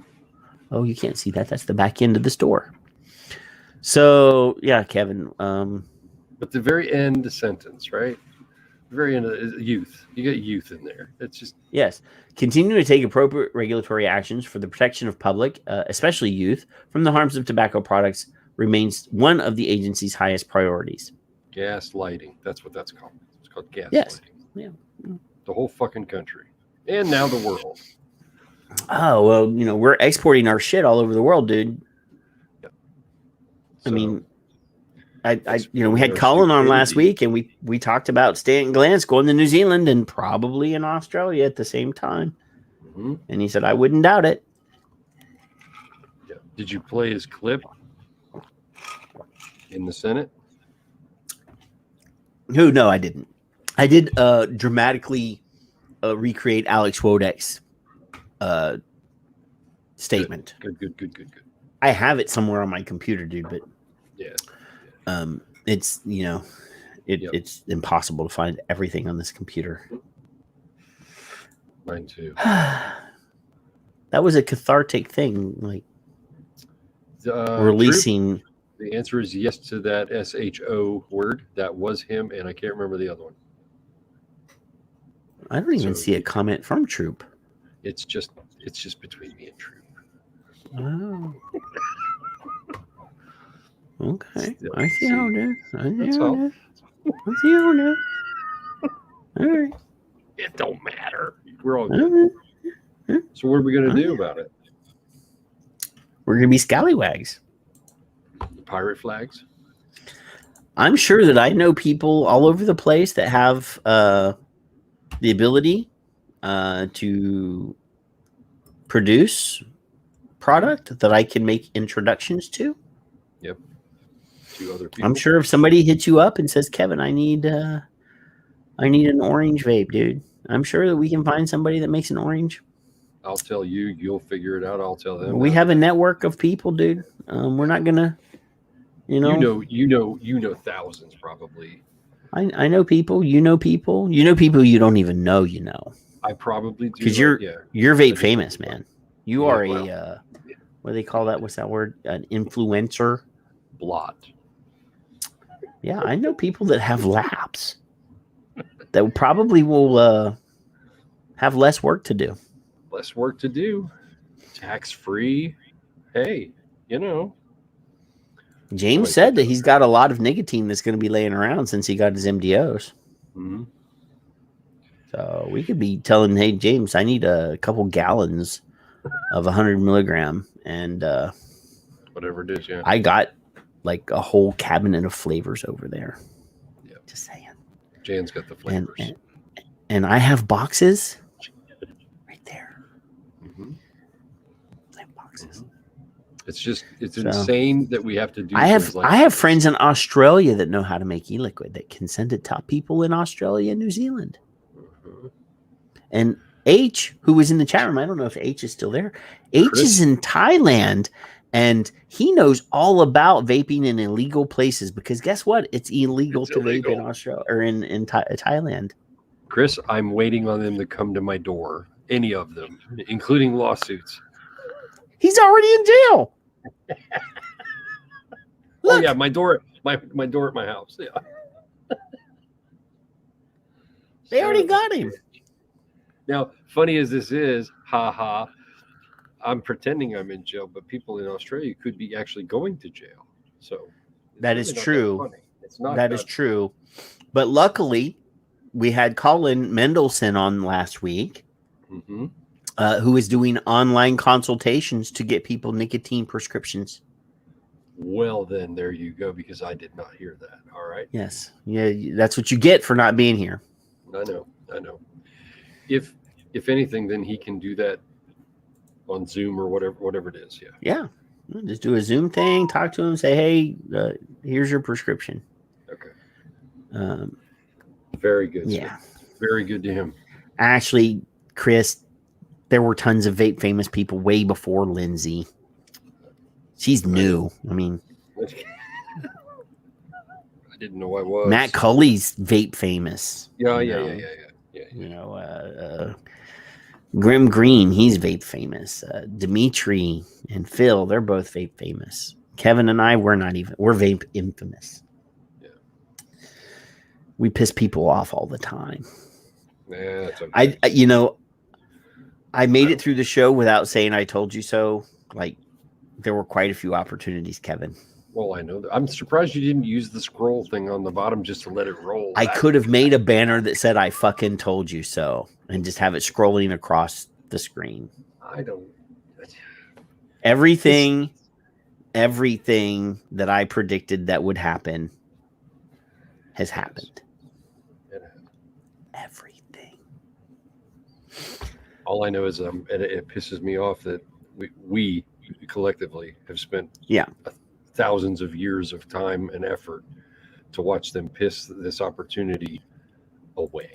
Oh, I'm gonna rub their fucking noses in it, Kevin. What we need to do is we need to have everybody that's vaping search the obits every day and scan or take a screenshot or a picture of the obits of everybody that says lung cancer and COPD. Everyone. Yep. And then I'm going to post them online every day. Hey, FDA Tobacco, this is on you. Every day. Dave's on record, you're on record, I'm on record, Skip's on record, Troop's on record, Chris is on record. Every single person in the freaking world is on record. And at this point, I've tweeted the other day, I can't find it fast enough, but from this point on, any expert that comes out of the woodwork is an attention whore saying, geez, that's a shame. They shouldn't have done that. No, fuck you. You should have said that 10 fucking years ago because you knew better. So don't. And I'm not joking. I'm not joking. Every day, check the obits. Yeah. Every day. If anything says smoking, if anything says cancer, lung cancer, if anything says COPD, take a picture with your fucking camera phone and send it to me. Yeah. That is our new mission. I want to fucking rub their noses in it every day. I'm sick of it. It's a sad thing. Joke and be jolly as we may, this is a sad thing. This is the worst thing that could have happened. Even though we knew, we predicted that it was going to happen. Yes, Kiwi obits too. I don't give a damn because they're impacted by our nonsense. Well, of course. Everybody. I'm scrolling here. I found it. Excuse me. You have to be really fast, Kevin. What did you find? What did you find? Be really fast. What? Look, don't blink. All right. Oh, I didn't see anything. I saw it go down and then back up. It's not. It's thinking, dickhead.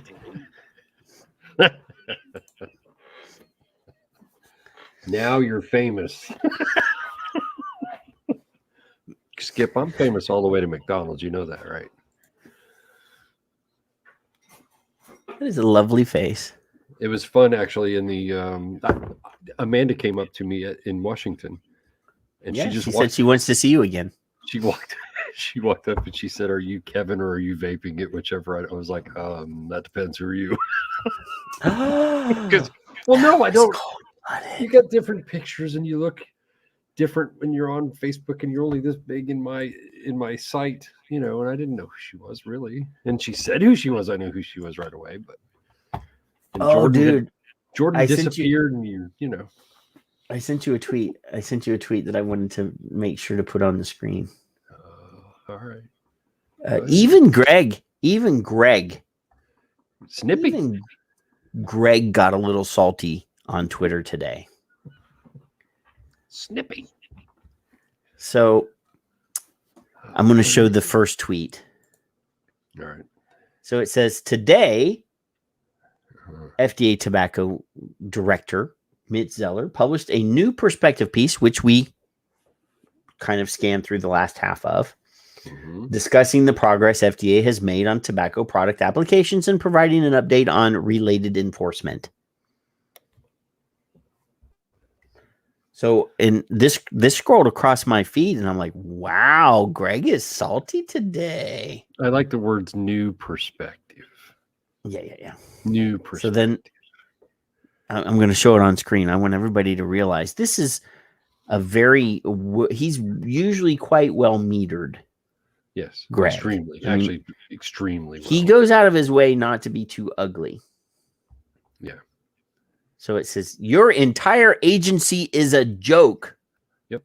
Mitch sure likes to talk about the continuum of risk at conferences, but he's utterly incapable of accomplishing a damn thing other than banning stuff, which was clearly the goal all along. Wait, they did not ban any cigarettes now. Why is he getting so pissy? And I'm like, Greg. Wow. Wow. I'm going to retweet that. I didn't retweet that earlier. I sent you the tag. Mm-hmm. But really, no, not the grog. I totally support the usage of the grog, Brony. I only had one beer. There's been some tweets the past few days that were pretty good. That one was good. That one was like fire. He opened up the cannon. The cannon ports were open and we did a broadside with that one. When will we he stuck it in and broke it off. Yes, that's when will we become over the top? Is it now time? Is it time? It is fucking time, Kevin. Can we? We don't have to use. I don't care what you say. Right? No, I know that, but it's. You're allowed to say whatever you want. Way past time. And I think we've gone further, Kevin. We've been more aggressive and gone further than any other vape show talking about this and being quite aggressive about it. So I don't believe the fault does not lie with us. No, we haven't kissed anybody's ass. We haven't said anything politically correct to kiss anybody's ass. We've told the truth repeatedly on this show. We've been shit on for doing that. You're too negative. You're wrong. This is never going to happen. I had Sean Casey on the show, who I respect and love, but he was 100% wrong. And I have it. It's on record. He was, this is just FDA getting rid of the worst players of the worst. No, dude, this is a fucking flavor ban. Yeah, it's blanket. Now he sells a flavor. He sells flavors. That's what he does. So I know, but I'm like, no, this is what it is. I predicted this. This is what's going to happen. They're going to fucking come after us and they're going to do it en masse. And that is what they did. Right. Yeah. I have been here from almost the very beginning. Mm-hmm. And I'm telling you, everything that I have been warning happened. So from my perspective, just for Twitter, there's no fucking way that there's ever going to be a legitimate vaping industry now. Right. So now we are going to be what they wanted. They didn't want us to be. We're going to be the fucking Wild West, and we're going to start splitting caps is what we're going to do. Yeah. I'm tired of it. Because I was told to muzzle my comments or, calm down. Don't talk to people that way. And I think I'm pretty good on There's Twitter. A fucking vape attorney that told Dimitri to muzzle me 3 years ago because I was speaking the truth and I was saying things that he didn't want people to hear. Don't let Guess what? Yeah. So, as the example is Twitter, I'm still, and Skip knows and Bruni knows, and quite a few of you on there follow me. I am a little harsh. I am a little snarky, but I don't normally cuss, and I don't normally do many things. I cuss on here, just not on Twitter. Right. Yeah, I don't see a point in doing it more than anything because you have to have some sense of decorum, if you will. But at this point, what's the difference? It doesn't matter. So if they're wrong, call them out in your way. I don't want you to become that one Twitterer, but within reason. You're wrong. Here's the science. Keep on going. You're still wrong. It doesn't matter. I don't see Ruth saying Jesus is a shame. I'm waiting. I can't wait for that. Hey, Kevin, before Victor goes, is the Victor share screen still working? It is, sir. Yes. Okay, just checking. Do you want me to share something from the home? You should share something so that so that Victor can see the Victor share screen in action. I bet he believes it, but let me see. Don't leave yet, Victor. Wait for the Victor share screen. You won't know if he's gone or not. I'm hoping he'll say, "You're welcome," because I'm going to say thank you. Home of the Victor share screen. All right, so hang on. Let me. I got to remember how to do it. It's been a couple weeks. I'm rusty. Share screen. And Dan. Share screen. I'm not going to defend the FDA, but there's a political reason why this happened the way it happened. Yes, 110%. There are 31 attorney generals. They're the top law enforcement official in every state. 31 of them wrote a letter to the FDA. You have a constant flow of fucking federal level politicians and state level politicians demanding action. I'm going to demanding. See, the Victor share screen says a note to manufacturing planning on using that thing that we did want to talk about. Don't make public announcements about what you're planning to do over the next month. Just do it. Don't brag that you're doing it. Don't dunk on the FDA because they're taking notice. If you tag them on Twitter that you're going to do it, that's the stupidest thing I've ever seen. I think he was talking to me. Plenty of harm reduction advocates can handle that. That was from our Victor share screen. Thank you for the Victor share screen. Very, very, very, very much. So what Greg is saying, if you're going to do that, don't be stupid. Just fucking do it and shut up. It's fucking past time. There are quite a lot of very well informed and intelligent manufacturers of vapor product in this chat room. And we're going to blast you. We're going to blast the fucking FDA because I'm the guy that's going to blast the fucking FDA. So just relax. Okay. Here's the thing. There are a ton of responsible, intelligent people in this chat room that manufacture vape products. I'm not speaking to you. To the other fucking idiots in this industry that have been making poor business decisions for the last 10 years, smarten up or go the fuck away. Well, then, see, there you go. I am past time making excuses for idiots. Oh, I do want to share something for you. Share something else. Go ahead.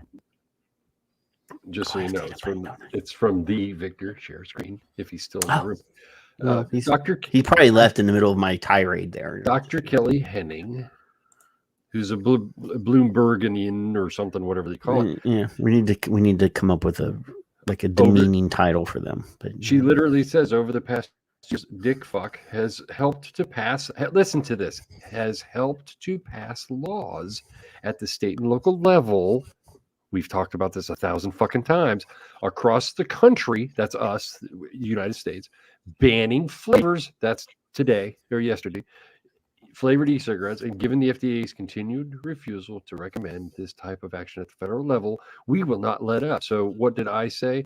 Well, I was just trying to be a smartass, but it's nice to see you're not hiding the fact that Bloomberg and any non-profit political front group or social political influence over the science and data for any public health matter that FDA, Dr. Woodcock determines who and what is next. So that was from your Victor share screen. So there you go. That pissed me off so much. Hey, guess what we just did? Fuck you. That's exactly what that says. We help pass laws. Bloom bastards. I love it. I love it already. Hashtag Bloom bastards. No, Liana had one. I think it was Liana. Oh, that one's too long. This one's much more biting and sharp. But I like plus look at the smile on Chris Garland's face. I know, look at him. He's got a little chocolate right there. He's got just a little it's a little infectious there. He's like kissable, isn't he? Look at him. If I was in the dudes, well, you never know. I don't swing that way, but if I did, Chris is a good-looking man. Just saying. So my tweet to that. You know what we should do? The next fundraiser is to get Chris a microphone and a camera. And a candy bar. because Chris would be an awesome person to have the right technology in front of him to be able to invite into the room when we wanted him in the room, and he wouldn't have to use his crappy laptop camera. But we might just have to just keep a fund going for buying microphones and cameras for people that are really intelligent speakers. And a phone for Mark, because Skip sleeps a lot, I guess. Yes, that we could buy him we get him a Cricket phone that has a good camera. That'd be good. Doesn't even have to be an expensive phone. My tweet was an example of it's after the fact, and I could have just said "fuck you" and moved on to the next tweet, but I didn't. I want to point it out that they're idiots. No, I mean you have to be. So there you go. You can be witty without being evil. No, not you. I try really hard. Not you. I mean, I'm just saying, I had a few tweets I was pretty proud of this week, but that one was yesterday or today or whatever it was. So here. Troop, right? Troop, we love Troop. Troop was one of our longtime sponsors of Smoke Free Radio Network. And we love candied Cavendish. That's our thing, I seriously need like a gallon of candied Cavendish. That could last me a little bit, but this week, and I'm gonna do a commercial for Five Ponds because you know what, I love them, and they're not paying me for this, but Five Ponds did this really cool thing where they took 5 of the all-time original guys, and they are re-releasing 5 flavors from 5 legacy e-liquid companies. And guess what? The line is called Legacy. And the Plume Room banana pudding. If you like banana pudding, I'm telling you, I've vaped a lot of this liquid over the years. It is as close to real banana pudding as you can get. I could click on that if it was not. Kevin has to click on that H. I can't do it from the app here. He can do it though. I'm telling you what, Five Ponds is producing these products in their synthetic nicotine. It's not the TFN nicotine. It's a completely different synthetic nicotine from a European supplier. I actually am getting some of their e-liquid that I am familiar with using Freebase nicotine to compare to see what the differences are. Between the flavors, how it affects the taste of the e-liquid. I will inform you because that might be a temporary thing. But if you go to my tweet, I'm talking about let's thumb our nose at prohibitionists and science deniers and help people that smoke live longer lives. Synthetic nicotine from Five Ponds and the Plume Room, not a tobacco product, never was and never will be. And Plume Room has been around from 2012 and hopefully forever. And you can actually click on it and go straight to the Plume Room at Five Ponds. And if you go over here, there's a legacy tab.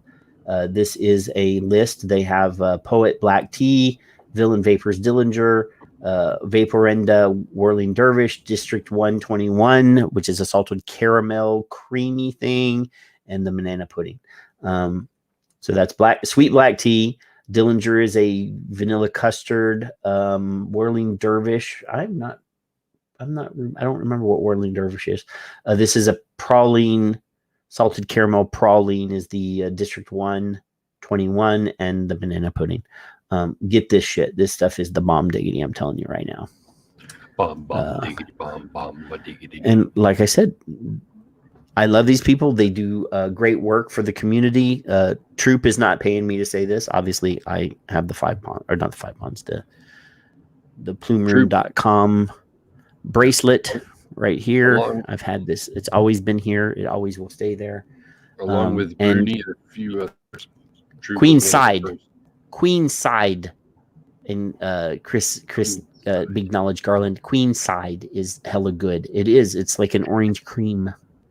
It is the bomb.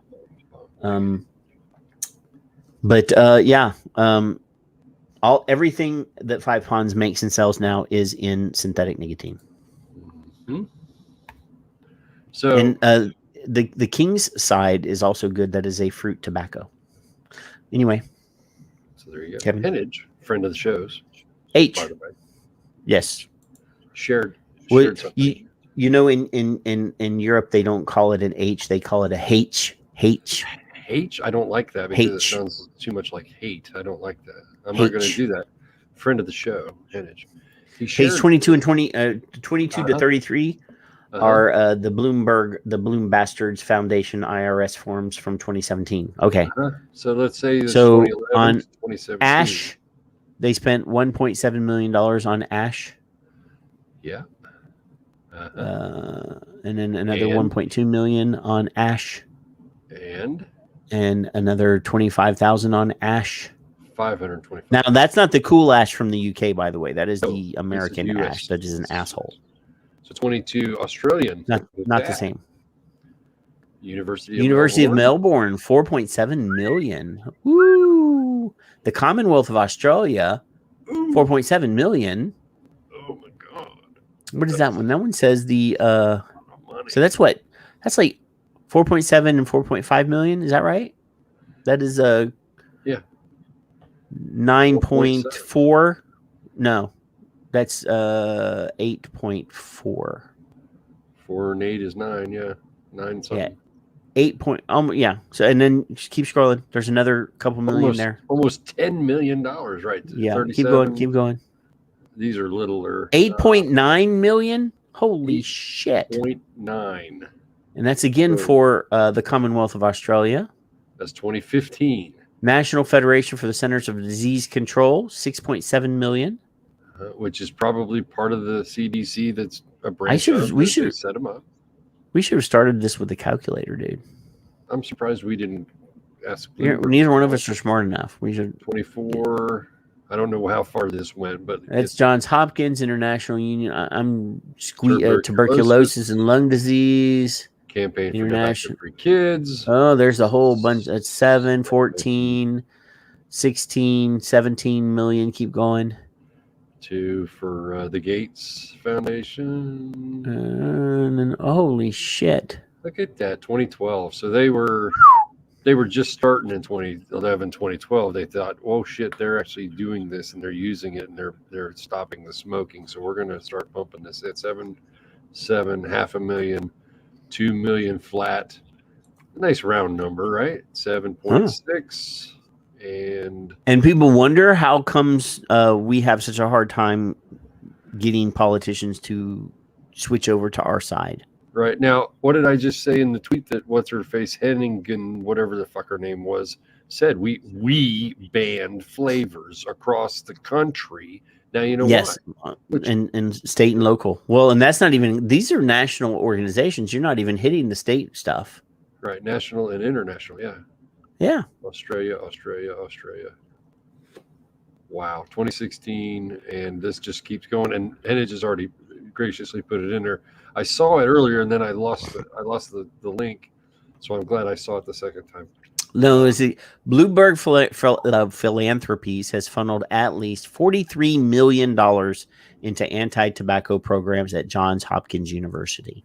Mm-hmm. Holy public charity. Shit. Just so you know, it's a public charity. It says so right there. Well, because Johns Hopkins University is a public school. It's not a private university. Five. There's $20 million. It's $45 million is what it's already totaled at the top. Yeah, and 5. This is insanity. So we don't have to do it the whole night. I mean, this is disgusting. It is disgusting, and they have the political power to influence the FDA to fuck you in the ass. That's exactly what they've done. So, I mean, at this point, we all have anal leakage because we can't hold it anymore because Bloomberg has fucked us all. Yeah, Ed started that. Ed, I haven't seen Ed tonight. I'm trying to call his name out so we can. I mean, we should find an Olean logo and replace it with Bloomberg. Oh. Now with 20% less anal leakage. Do you have Bloomberg leakage? Oh, God damn it. I never say that word either. I never say that. That's how fucking angry I am. I never say that. How powerful is the entity that is Bloomberg? All right. So it is while disgusting, disheartening, anger-filled. Don't think that he's not influencing the lung, the cancer, and the heart, because if Tobacco-Free Kids was created by, then they're all friends and they all get the same fucking emails and they all say, this is what we're going to do this week. This is what we're going to do next week. So I don't want to get ugly, Kevin, but I'm going to get ugly. You are. I'm already pissed off now. I'm going to get ugly. Yeah. So you'll remember, this is, I think I talked about this when you weren't here, but I'm going to bring it up again because you can verify. Okay. I got to scroll down through my Twitter here. All right. Damn, I tweeted a lot today. Mm-hmm. Scroll. So you remember there was an FDA press release in, I want to say 2019. Right. And when I get to it, I'll tell you exactly what day it was. And in that meeting, it was mentioned that the 5 top closed system companies, this was before the flavor ban, this was before the voluntary flavor recall, because they voluntarily pulled their flavors before the government forced them to. Yeah. And I said, they specifically said we have held closed door meetings with the top 5 e-liquid, or not e-liquid, closed pod system manufacturers. Right. And at that time, I said that is when the plan was agreed to. Mm-hmm. You will voluntarily pull our flavors if you give us a cursory nod on our PMTAs and let us keep selling these products. We will voluntarily pull our flavors. Right. And everybody said that I was a conspiracy nut. Well, a nut, but I'm trying to find the press release. Oh God. Mm-hmm. No, I passed it. I passed it. See how you are. So mad that I just passed it. Yep. But yes, you'll remember I said that. Yeah. But I wanted to know the date, because that is when I believe, and as David has said many times, the die has been cast, the deck has been stacked, or whatever, blah, blah, blah, blah, blah. The plan, this was the plan from the beginning. Yep. It was the plan from the beginning. There's no, there's nothing that you can say that will dissuade me from the fact that, this has been the plan from the very beginning. They knew what their job. Oh, here it is. I found it. Bloom. Good. So this is me. I'm trying not to be ugly here, but there was a conversation. Michelle Minton, had said FDA estimated that they'd get 25 pre-market tobacco applications a year. They got 6.5 million. Couldn't streamline, or could have streamed the pre-market. They can't. Right. The process is not their dictation. It's laid out. They can't just change the thing. Michelle's a friend of the show as well. Yes, she's been on the show. I love her to death. But I was like, look, I said in April 2014, the day after the deeming, the NPRM, the blah, blah, blah, financial impact analysis, that document stated FDA to 99.9%. So Nicholas Michael, I don't know who you are, but you're an adult person with an internet. All you have to do is go to Google and do a search. There's 2 of them. The top 2 results with financial impact analysis deeming FDA. The first 2 is the original one in 2014. The second one is a PDF link to the updated one in 2016. and there was no fucking change. Yeah, they may have linked it under that, but yeah. So, you know, I didn't purposely pull that up just to smack somebody for asking me to find them a link. Right. If you can do it, you're an adult, you know how to use the internet. Yeah. But anyway, if I hit the back button, I can scroll down here, and she says by 2020 there were over 400 million vapor products registered with the FDA. They knew how many applications they might get, even if half baked. They could have made good on their promise to create a streamlined process. So this is where I'm going to clap back. No. FDA never fucking officially made any statement about a stream. Right. Azar said it on a fucking radio show. Podcast. It was never an official thing. Right. FDA didn't make that promise. Azar, who is the head of the FDA, but it was never an official thing, and it was never believable. Well, I'm going to take this off the screen for a second, Kevin. All right, I'm going to look right at the camera so you understand this. If the FDA had created a streamlined pathway for small business and made it easier for small businesses to get a PMTA approval, every one of the large manufacturers, the tobacco companies, would have sued the fuck out of the FDA. And the judge would have sided with them because that is anti-competitive business practices. The government cannot take preference over small and big companies. They can't do it. Small companies that do pharmaceuticals, they don't get a streamlined pathway because they're small companies. Right. It's not realistic. I said that then I said, this is never going to fucking happen because that's not how business works. Right. I'm not being a dick here. I'm just telling you, it was a fucking pipe dream. It was never going to happen. False promises. Never. Right. Because they didn't do it because they knew they couldn't get away with it because the big money players would have smacked the shit out of them and would have won.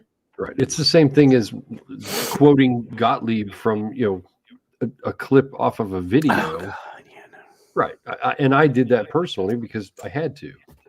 I got nothing else. So my response was the mythical streamlined PMTA process was Azar's empty promise to fool the independent vape industry into thinking they were getting a fair shake. And I said, I bet you if you look at my show around October 18th of 18, I was a year off. I remember specifically saying this is the press release where he specifically says, I met with the 5 guys. I met with Altria, Juul, because Altria, Juul, Reynolds, Fontum, and Japan Tobacco. Mm-hmm. These are the guys. These are the guys that I guarantee you. Right. Which is exactly what David said. I guarantee you. Those 5 guys, in some order, will be the first 5 products that are approved within a year or so. Yeah. And I said it then. I still say this is when the fucking backdoor deal was made. Mm-hmm. Even though they know they have the fucking numbers. The closed market is the kids' market. We're going to whip your ass into shape, and we're going to pretend that we're really mad at you, and we're going to have tobacco-free kids yelling and screaming, and parents against vaping, they're going to yell, and you're going to take every bit of it. But we've already had this discussion. So Amanda's in the chat room. She's saying, look, they kept telling us that we could do bridging and master files and then denied us when we bridged perception. Yes, right. They kept saying, oh yeah, you can bridge your science and blah, blah, blah. And as long as it's applicable, blah, blah, blah. It's fucking smoke and mirrors, people. This was never intended for us. They don't, to this day, even though they've had at least a decade of study of this industry, they don't know this fucking industry. No. They don't. They have no idea.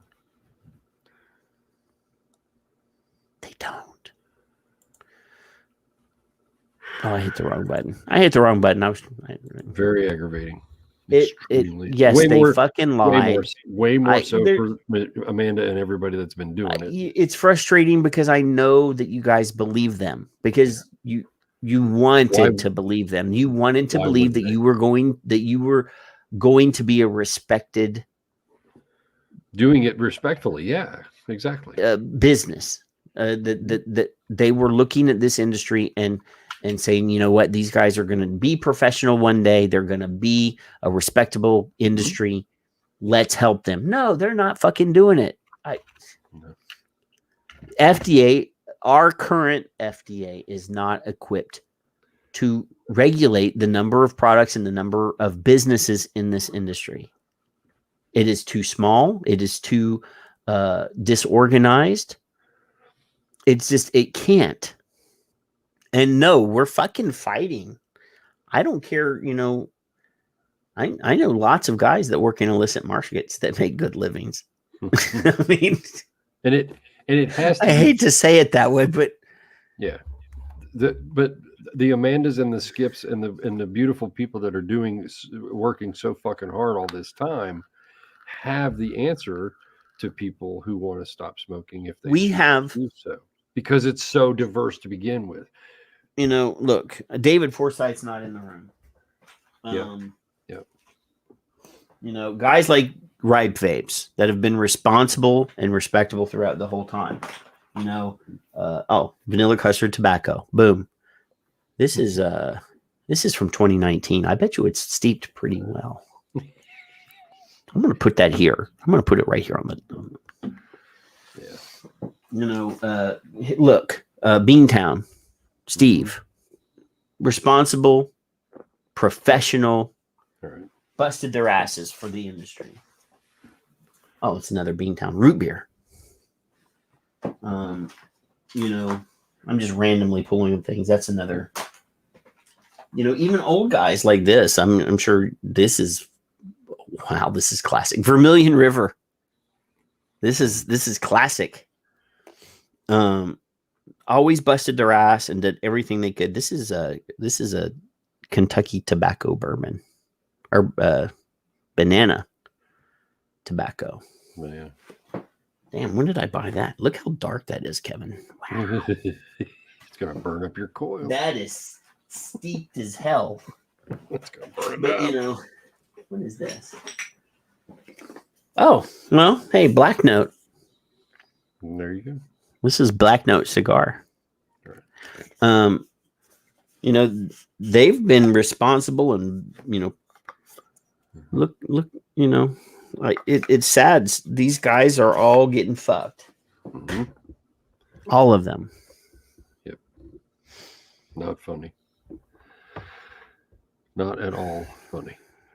It's not even funny. It is not funny. And, you know, I go off on these tirades and I scream and I yell about this stuff, but it's like, it's never been fair. No. It's never been fair. They never planned it to be fair. They lied. They lied to our faces and said, oh, we're going to be fair. It's never been fair. No. And, you know, yeah, Yolanda says their goal has always been to ban tobacco or nicotine completely because nicotine is the devil. I got into an argument with one of those 21st century douchebags this week. Good for you. Good for you. Now I gotta go look. It's a fucking investor dude. It's like his tag. Yeah, he's one of their fucking financier guys. Yep. And he's like, I finally just stopped replying to the guy. I was like, you know, I think he's like, he was celebrating that the not this past batch of MDOs, but the batch before that. Good. Get rid of all of them and push our reduced nicotine cigarettes onto the market. And I'm like, motherfucker. I didn't say motherfucker. I was like, yeah, sure. Approve the combustible cigarette that the only thing you've done is reduce the nicotine, but left all of the cancer causing agents and all of the deleterious things in. Yeah. Approve that. And he's like, well, our product says that blah, blah, blah. And I'm like, is there any fucking science to back that you didn't pay for? I already showed it to you a couple times. He keeps tagging me. He keeps tagging science that they paid for. And we've already discounted and disproven. Not only did they pay for, we paid for. Well, yeah, we paid for it because FDA gave them so much money to pre-buy so many fucking packs of reduced nicotine cigarettes. Over $100 million. Over $100 million. Let's pretend they gave the vaping industry of whatever kind $50 million. I think what we should do, Kevin, because there is a loophole about importation of tobacco products, of vaping products. There's a loophole. I think all these American guys should get together and build a lab in some European country that it's cheap and just fucking mass produce everything that you can fucking mass produce. Build out a monster fucking website with a server outside of the country. Yeah. Why not? And allow consumers to purchase product in Europe and import it for their own personal use. And I haven't seen anything about the ban on the USPS for a while. So they haven't finalized their rules, But yeah, I mean, hell, fucking build a big giant fucking factory in China. Yeah, China will ship anything, and the fucking margins are so low. If your shipment gets seized, it'll only cost you like 25 cents to reship it. Yeah, fuck, I'm tired of these assholes. NUTO. Believe me. No, we're not coming at them that way anymore. Well, no, I can't show you the back of my shirt, but you know what my shirt says on the back, don't you? Kiss my ass. No. What's it say? The vaping Scallywag shirt. Yeah. It has all the phrases from H.L. Mencken on the back. Yep. Here, I'll put it on screen. Let's see. On the back of my Scallywag shirt, it says, "The most dangerous man to any government is the man who is able to think things out without regard to the prevailing superstitions and taboos. Almost inevitably, he comes to the conclusion that the government he lives under is dishonest, insane, and intolerable. Hoist the flag." The next one says, "Puritanism is the haunting fear that someone somewhere may be happy." And the last one is, "Every normal man must be tempted at times to spit on his hands, hoist the black flag, and begin slitting throats." That's where I'm at. Yep, pretty much. That's where I'm at. Hoist the damn flag. This is, I mean, I'm done kissing ass. I'm done being. Now, we have to be respectable next week because we have a PhD coming on. But after that, Kevin. Okay, fine. Have you warned him? He is a PhD from Kentucky, though. So, right. Does he know Dr. Rodeau? I don't know. I don't know who he knows. We could make introductions, I don't know who he knows and who he doesn't know. Amanda, we're not going to stop fighting as consumers ever. And as a matter of fact, wait a minute. Hey, guess what? If I sell enough T-shirts and pay the bills next year, we're gonna keep coming. That's the other thing is I know that next year I'm gonna have a hard time finding people to help pay the bills. So the T-shirts, that's gonna help us pay the bills so that we can still be here. Don't defend my passion, because we're. I mean, obviously, at some point we might get deplatformed. Mr. will be in the room. We'll figure out a fucking way. Matt's here, but our bills are paid until the beginning of February of next year. So we have until January, the end of January. We're not fucking going anywhere.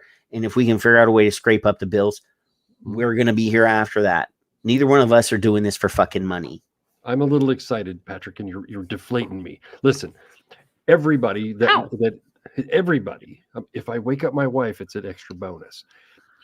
Everybody that has their order is illegal, yes? Yeah. Right? So there's enforcement priorities, but yeah. Who is still in business can say literally anything they want to now, correct? They can say it's a safer alternative. They can say it helps you quit smoking. That's true. They're already criminals. You might as well fucking go full in.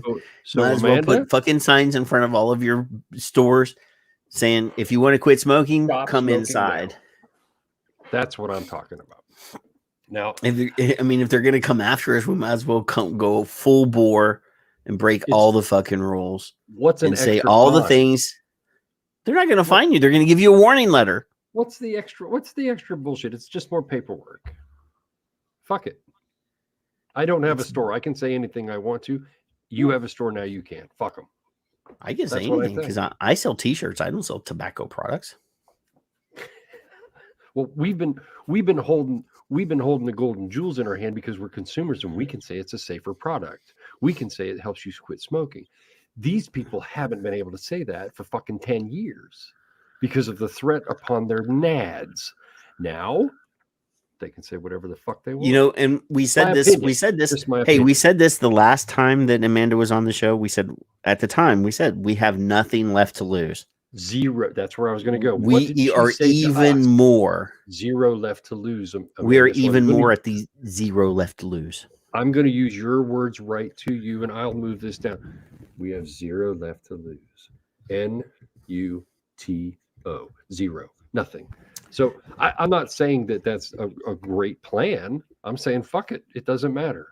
So if I had a shop, that's what I would do. I'd put quit smoking now out front. Big fucking banner. If I'm going to close, I'm going to close as big as I can. Let's go out in a fucking blaze of glory. This shirt may contain nicotine. I like that. I can't even get any louder. So, I know that Troop is going to put in there louder, but I really can't get any louder. I'm sure my wife is going to, she's like on the other side of the house with the door closed because she's in quarantine. Mm-hmm. And she's probably going to ask me tomorrow, why were you so fucking loud last night? My wife hates you because I blame you. You rile me up. I get loud. She gets mad. She asks me. I blame you. It's just a big circle. No wonder everybody hates me already, Kevin. Amanda, I love you dearly. And I hope what I just said is already happening. I'm not the guy that probably thought of it, but it's been in the back of my head for a week. I'm like, if these motherfuckers say you can't, fuck you. Yes, I can. Fuck you. And it helps you quit smoking. Fuck you. I think that everybody should go to the Son of Liberty radio show and buy a t-shirt store and buy tons of t-shirts. Don't put fuck you on the banners though. I'm gonna change. I'm gonna come up. I'm gonna do a new shirt that's gonna be quite ugly. And I'm not saying ugly in a like not pretty shirt because all of my shirts look good. It's gonna say something ugly on it probably. Yeah. It is. No more hearings to watch little children lie. Oh no! I mean, the states are still going. I mean, there are. I'm not going to say it out loud because I don't want any politician to hear it and go, "Yeah, we should do that." The t-shirts are the shirt money is going to go to whatever we need it to go to. If there's a toe tag demonstration, then we'll buy toe tags. Right. Or slap them, toe tag them.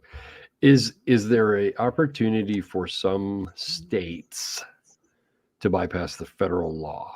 No. Whatever it is. No. You know what I'm saying. The FD is going to say, you know what? You guys take care of yourselves. We're tired of fucking with these people. Federal Trump state. Trump state. All right. And Matt, I remember meeting you in it wasn't just Matt sat beside me at a VTA conference for 2 whole days. He was in where were we? Washington.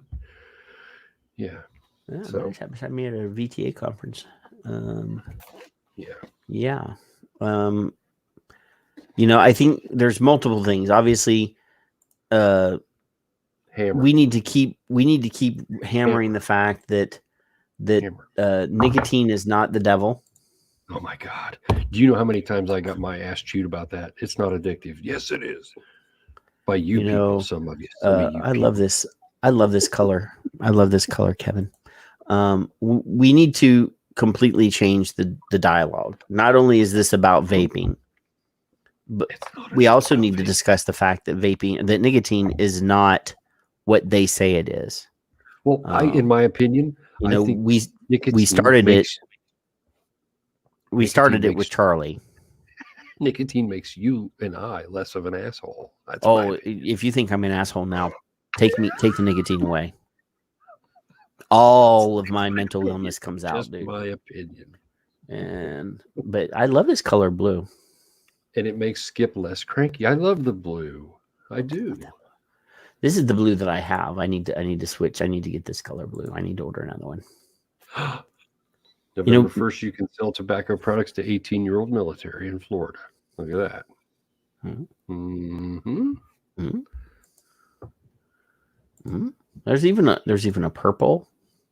Mm-hmm. Yeah, we need to completely. Yes, I know you have that shirt. We need to completely obliterate the dialogue. We need to get all of the scientists. We need to get Paul Newhouse. We need to get Charlie. We need to get Ethan Nadelman. We need to get all these guys that we already know. Well, I don't know Ethan Nadelman, but I know all the other ones. Know through Dr. Rodu. Yeah. Brad, Clive, Siegel, Michael Siegel. We need to completely change the narrative because they're using. Well, she's not a scientist. She's a financial girl. All right, but she's a doctor. Isn't she a doctor? I thought she was a doctor. She's a PhD. I don't think she's an MD. I could be wrong, but she works for Wells Fargo doing financial analysis. I mean, a lot of her stuff is... Yeah, Sally Sattel. I didn't think she Pretty sure. Oh, now you're going to make me go look.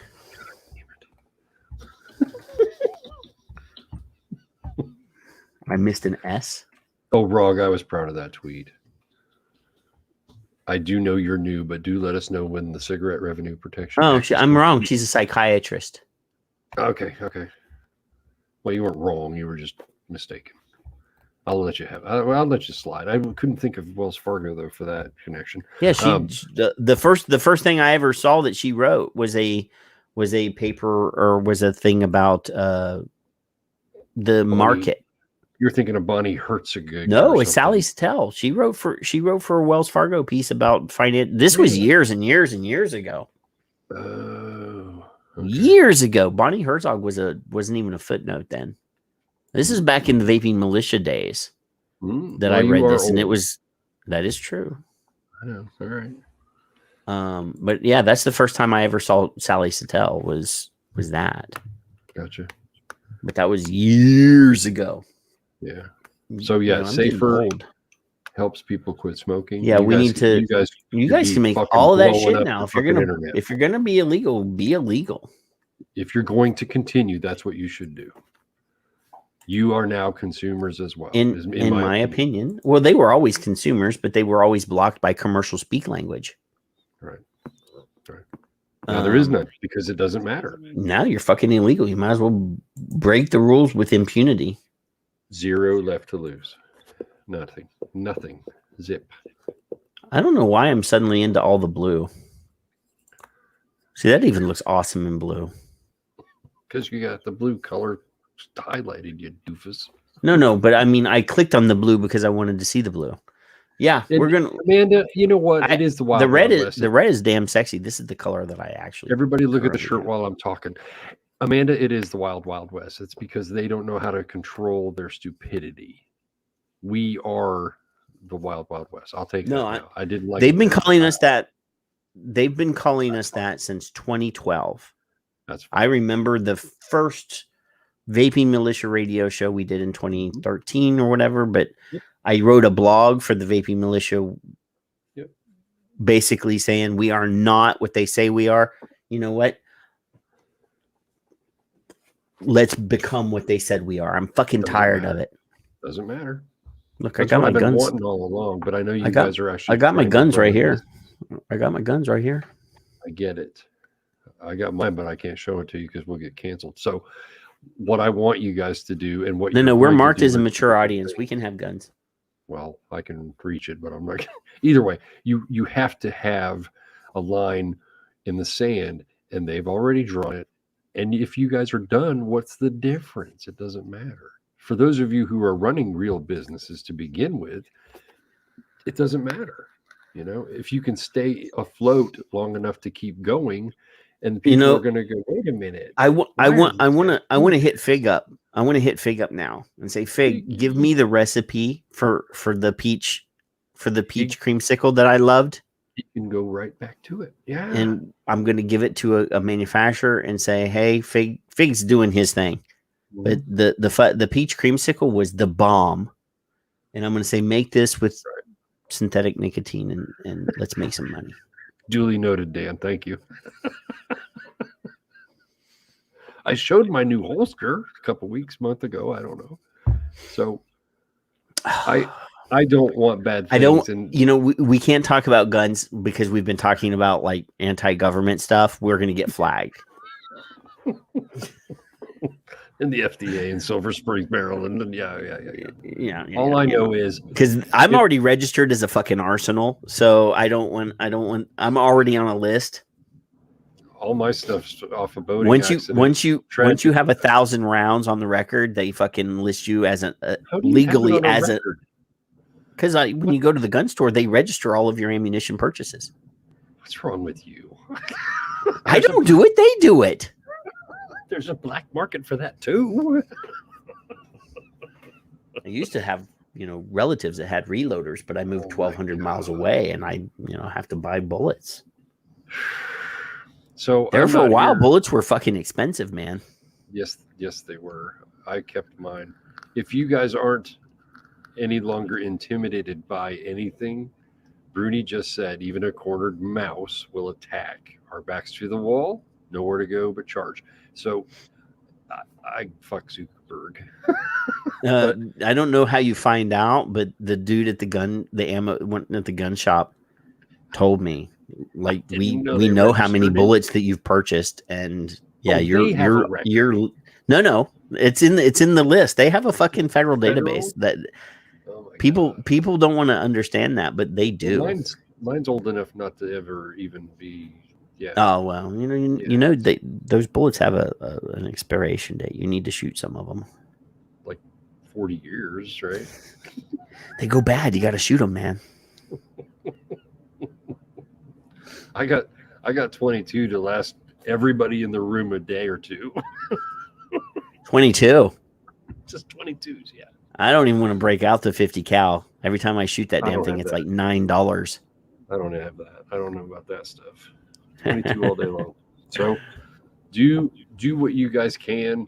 I know some of you guys are just going to close shop. I get it. I understand it. But obviously shut down. Fuck.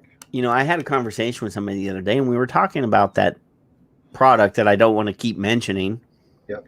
And, he's like, can a shop stock all of their shelves with just those products? Is there enough? Right. And at this point, there's not. Right. So, yeah, there might be. I don't know if the supply chain is strong enough, but anywho, no, if you've got an MDO, you're on the list, and God knows. And you played by the rules, and the rules sucked. And you got spanked. You're going to get spanked, but the first spank is just a fucking warning letter. They're just rules now. We know that. And then you have like 2 weeks. Unfucking believable. All I know is if I had a shop, and I don't, so it's easy for me to sit here in armchair quarterback, I'd be making the biggest fucking banner I could. You can quit smoking here. Hey, Jay, you already missed it. We already visited the Five Ponds website. You missed it. OJ. If Troop is, I promoted your products free of charge, sir. Because I love you. Jay had that thing. See, I said chocolate. He came in. You said Jay. 5 Ponds. You come in. Yeah. One of these days, we're going to get Jay back on the show. Hammers. He's always afraid to come on the show because he's afraid we're going to make him say something he doesn't want to say. We can say it. Now he can. Well, I mean, he's not. He's not one of those lawbreakers. Just depends on who you are, what you're going to say. But you can say stuff now. Actually, no. Technically, he's not bound by any of that nonsense either because he doesn't sell a tobacco product. The words "you can stop smoking" are the words I want to. You can make all of the smoking cessation claim. claims. Every single one. Hammers, dude. Jay says he'll get angry and speak too fast. I've been angry this whole fucking show, and I read an entire FDA press release, every word, and then I read half of another one. Here's what they said. I'm gonna nutshell it. Go ahead. We've decided you can't do anything. So, because we know better than you. With that, Jay, I said, hey, you guys can say anything you want to now. You can say this helps you quit smoking. And I know you don't suggest that. But for those who are on the last leg, I understand why you may not. And I get it, believe me. Hey, Jay, are these guys still around? Who is it? I can't read it. It's a company called Brewell. Never heard of them. Do you know if these guys are still around? I know, Amanda. I know. This is a butterscotch tobacco, Kevin. And this is... I can't see it. I think it's there's no date on here. So this is old enough. This is before everybody started putting dates on their liquid. I have two in the Vapepocalypse cabinet. Mm-hmm. Mm-hmm. If they're not around, we should find out. You have like 30 cabinets. Oh, dude, I'm ready for the end of the world. Yeah. It's okay. There's nothing wrong with that. Oh, while he's here. While he's here. Where did he go? Oh, yeah. They have great marketing. Never tasted it. Definitely open to suggestions. I can taste the diacetyl from here. Is it that old? No, this is maybe 2 years old. Okay. This I have to get from Canada because nobody in America would ever buy it, would ever sell it, because it's a like a dark rum, dried fruits and rum tobacco. It's very good. I was going to say that's yours. This is for my special occasions. All right. Mm-hmm. But I know he knows those guys. Yep. I know he knows those guys. Patrick is doing Vanna White. I'm trying to lighten the show now after we've spent I know. 2 hours and 40 minutes screaming. I know. Screaming. So there are no rules. About nonsense and about government intervention, about crushing the little guy to hand an entire industry to big evil guys. And I don't, I really, what's the word? I don't necessarily think that, the tobacco companies of today are the devil. No. They're doing their duty to their stockholders by doing anything possible to make money. Mm-hmm. So, of course, they're doing what they need to do. They're doing their job. That's what they're supposed to do, right? No question. So do I like what they do? No, but that's their job. If I got hired to do a job, I would do the best version of that job that I could do. Yeah.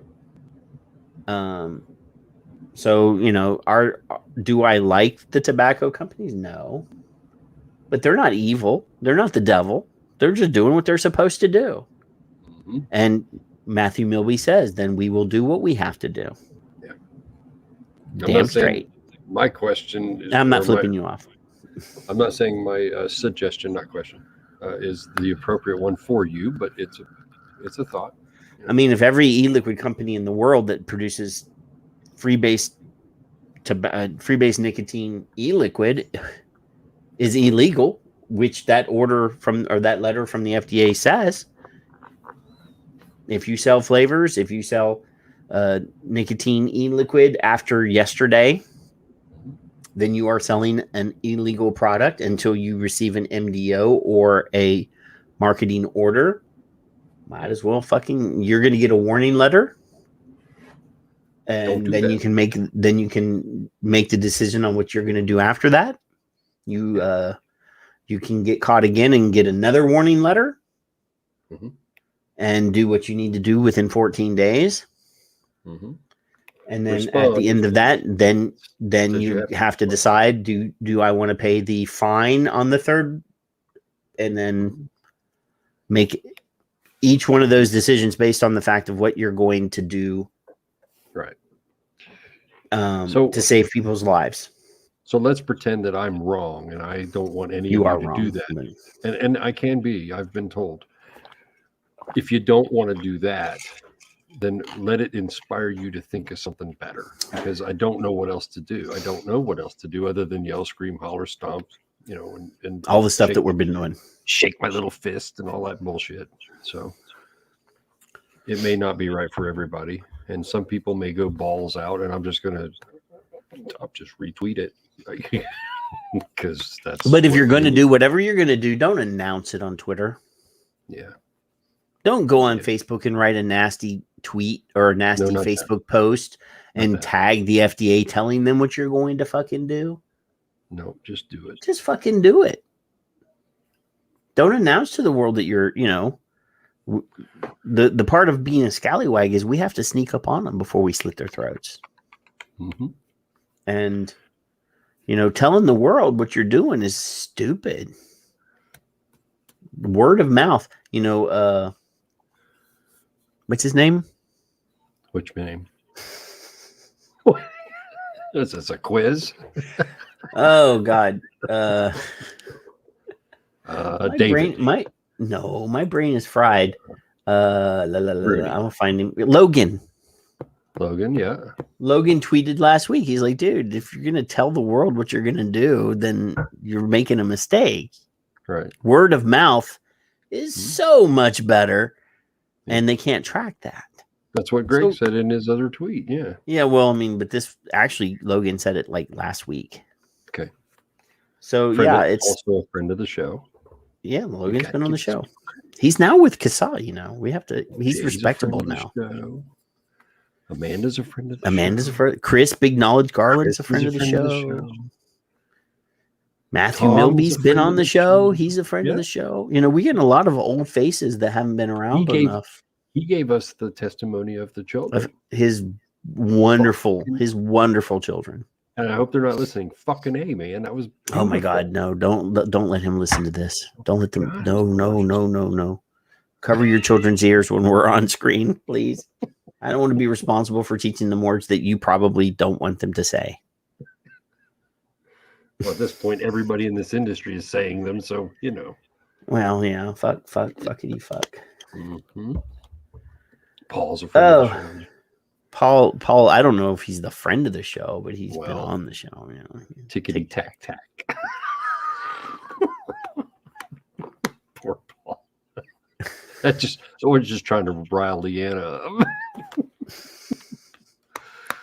Kids are in bed. See, there you go. That's it. I don't have children that I know of, and let's keep it that way.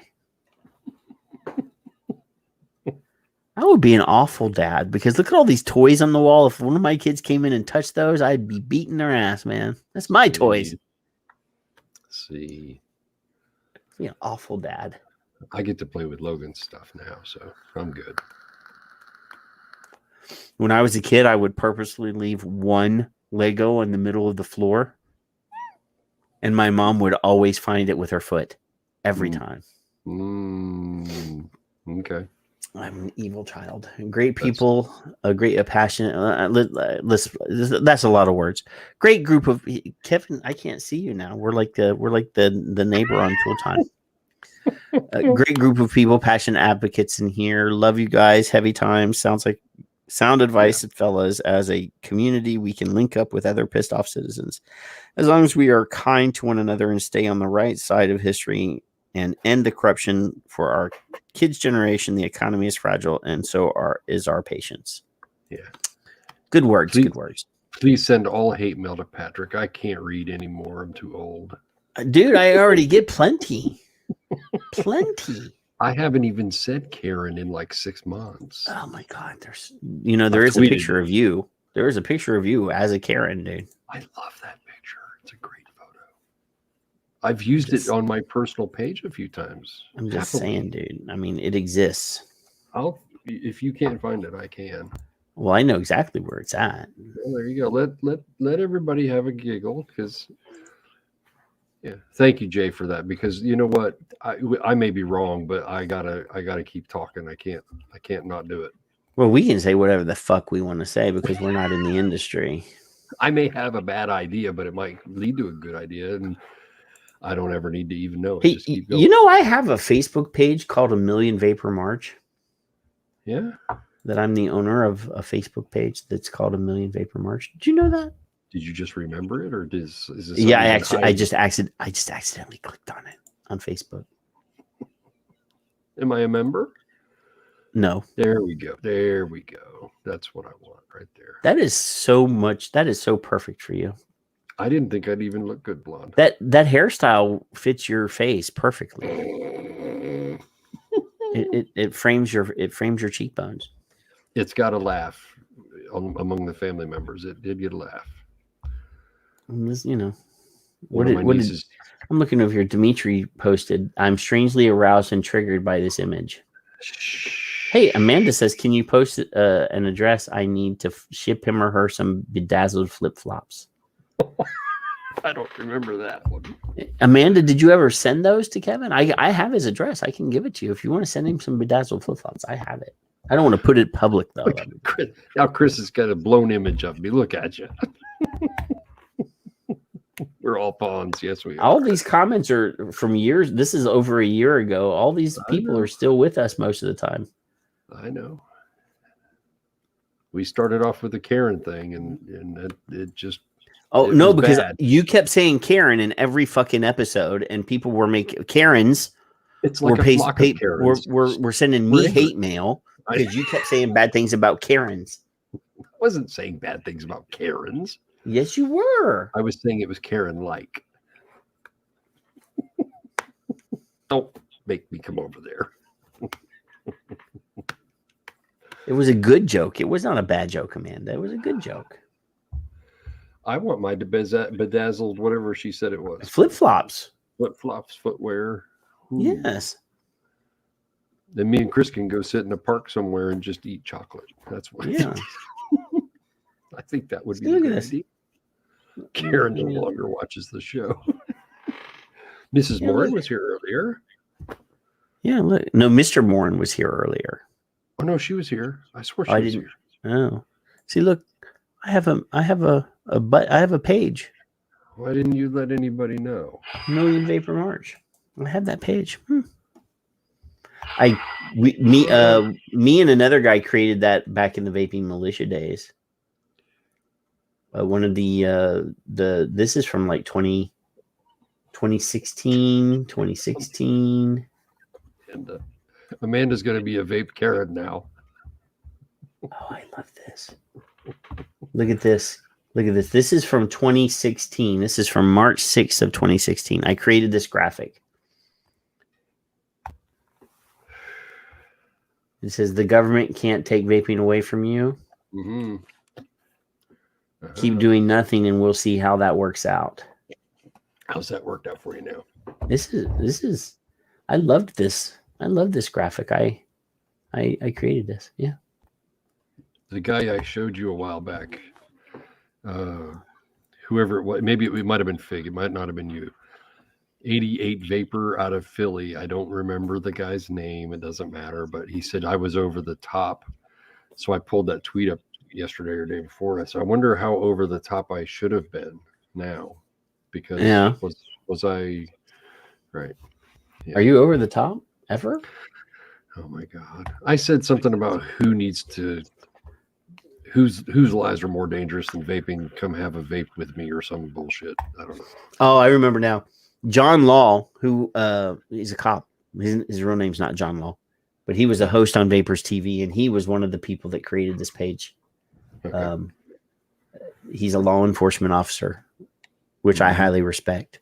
Mm-hmm. A lot of people don't like cops, but I know that not all cops are perfect, and I know that some cops do really bad things. Yeah. But I wrote this blog, and this is a link. The link is dead.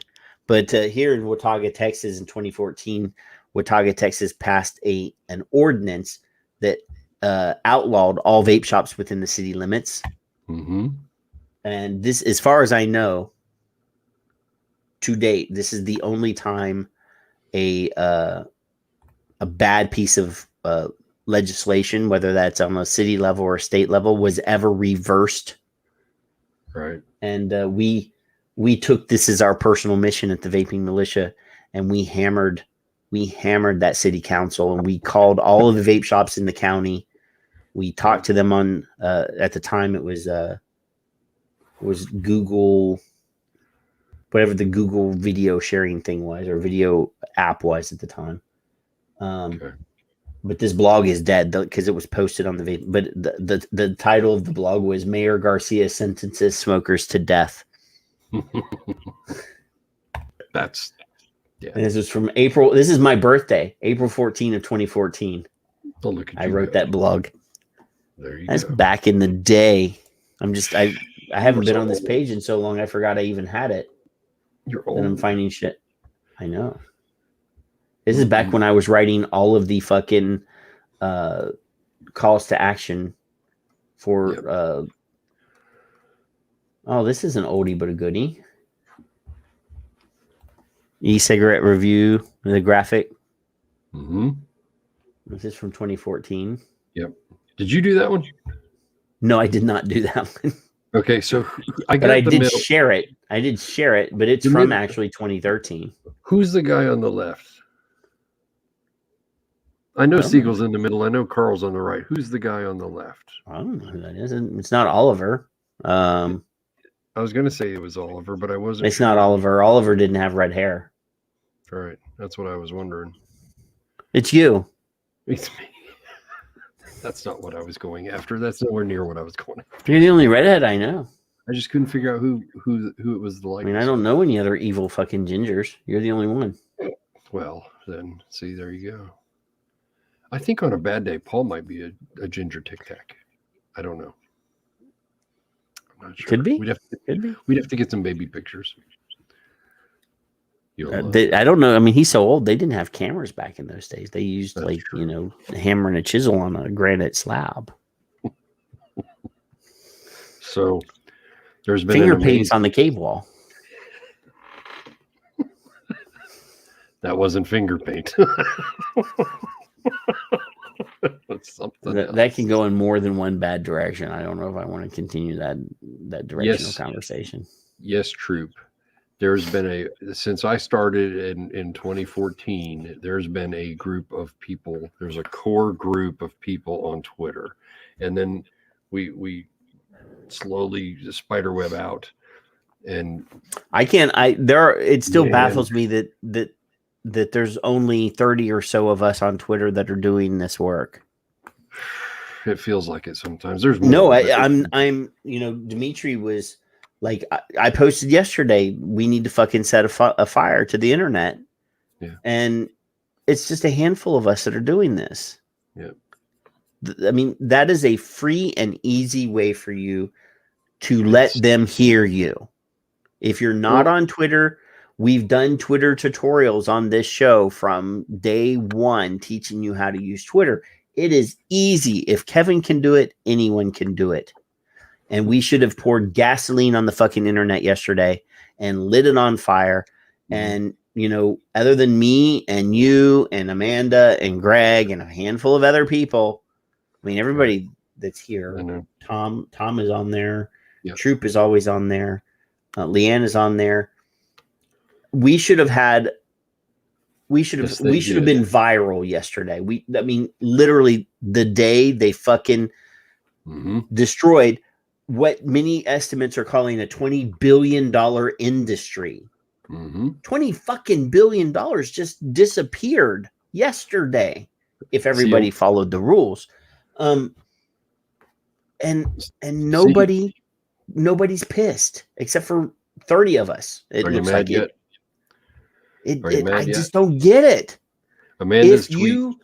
The next time I see somebody post on Facebook or say, or if I hear or see vaping saved my life, and you're a fucking part-timer, or I post a tweet every now and then in defense of the technology that you claim saved your fucking life, you need to ball up and be there.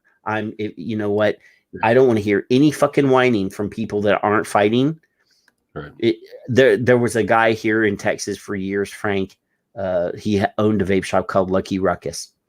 And, I would pull him on stage, and like his catchphrase was, show up or shut up. And that was back in the day. We thought doomsday was coming then. And we were fighting tooth and nail, and God darn it.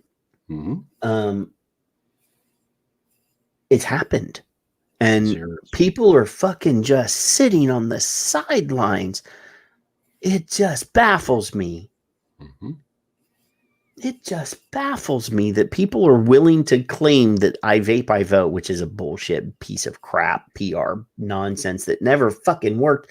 The politicians were never afraid of it because we've never been able to line up everybody and get everybody to agree. Because, gosh, people are not really single issue voters. It's it is a very small percentage of people that are single issue voters. Right. Because I'll tell you what. If a politician was anti-gun but pro-vaping, I would have a hard time. So see Amanda's comment. She wrote a tweet. It was in the Wall Street Journal. So tell me Twitter's not powerful. Because 5 years ago, people were saying, Twitter's a pain. No, I don't like it. Fig always mentioned Arab Spring. The whole nonsense that's going on in Afghanistan. The fucking Taliban were using Twitter to coordinate their fucking work. Yeah, you're fucking right. They did. It's a powerful tool. Right. It can be used for evil or good. And man, it just, if we're going to, I hate to say it, and I said it a while ago, you know what? If they think it's the Wild West, we're going to give them the fucking Wild West. It's not going to be what they expect. No. It's not going to be what they expect. Any means necessary. They've created the biggest black market in history. And they don't even realize it. A $40 billion black market. Because that's what it'll be. If the industry is a $20 billion legal market, it's going to be a $40 billion black market. No taxes, no payroll, no nothing, no rent, no leases. Well, within reason, And some will have signs saying you can quit smoking here. Come get your drink on in a bar. You can come get your smoke on over there, and then you can come over here. And we're going to have vaping speakeasies. Legitimate business up front. You're out, Skip up. Look at her. She's got the F word floating. Isn't that like a $5 donation? Right there. No, I already suckered her into making a donation to Casa a couple weeks ago. I don't want to make her do it again. Because I did break it. I did just break the agreement, technically, because I did show the pictures. That's probably why she cussed. Oh, my God. They were on the screen only for a split second, but... I like riling her up, though. Yep. Yeah, the toothpaste tube and the genie in the bottle. Yeah. So, I don't know everything. I pretty much don't know anything, but... if I can inspire or piss you off, one or the other. I haven't seen Jeffrey Zamora in here tonight, but he did retweet our show. So he did retweet because I saw it too. Yeah. She didn't even notice when we showed them, so I'm not gonna. We didn't show them. No, it might be in the replay though. Maybe it was I just threatened to show them. It was between when it started and now. Probably when you weren't looking. Yeah, it was like 20 minutes ago. I distracted you. Look over there. She needs more nicotine. That's all I can Mark say. has got to feed me more materials. All I'm saying. Mm-hmm. Yes. No, it wasn't tonight. It wasn't tonight. No. Jesus Christ. Yeah, it was like a collage. This wasn't just one Kevin. freaking picture. She likes me better than you anyway. You know that. Barely. It's a very sliver of a line, but it was tonight. 20 minutes ago. Damn, Kevin, you are stabbing me in the back and then twisting the blade, man. I don't even like you. I don't even know why I let you come here anymore. I'm going to find a new co-host. It's this show. Skip the one we're on. Don't confuse her, man. She's still asleep. Is this Mark? Is Mark asking the questions? If it's Mark, go take a picture of her now. It's like a colored artistic vision. You're an awful. I'm gonna have to show it again just so that you can describe it better, Kevin. That's fine. Just go ahead. I won't do it. All right. It'll make her mad at me more. But it flows together. It was beautiful. It's beautiful. I mean, I don't know why she's so upset about it. She looked lovely. I don't know. You know, I kind of feel bad though, Kevin, because I did tempt the FDA. You didn't. I did. No, I did. What'd you do? Well, I have to find the tweet. I have to find the tweet. So the other day I tweeted, I was like, look, there's hundreds and hundreds of businesses in the United States waiting for you to make an announcement. And when, you should do something, and they did. Well, it's probably best for them because, it proves to me that they know cigarettes are safer and they don't mind those being on the market, because they care about you. They do. I'm surprised though. Pave has not blocked me yet, Kevin. I'm surprised Pave. I've posted pictures of one of their kids multiple times on the internet, basically saying my parents' organization is stupid. They're not very smart. I love you too, Skip. Maryland takes precedence over you, though. Maryland? The state? Maryland. She's like 80 years old.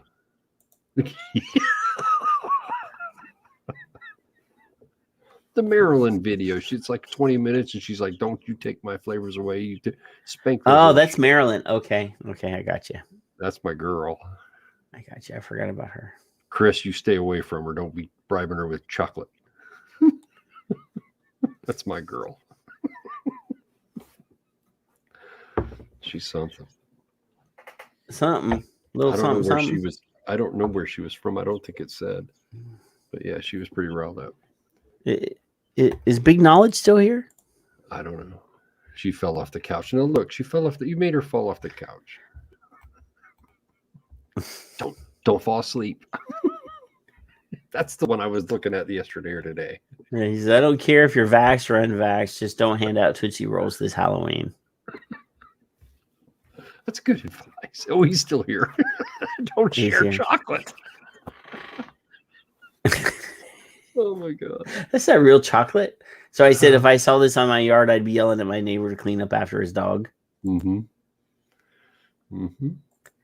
And he said, yeah, fun-sized turds is definitely crossing the line.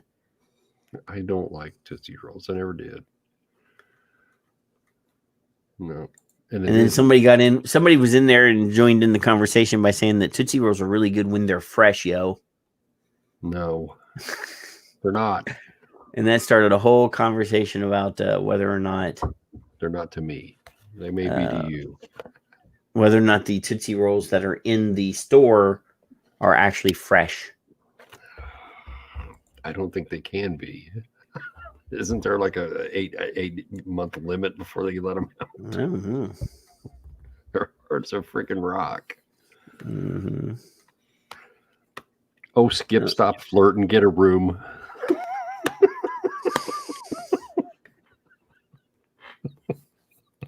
Yeah. I'm telling Mark.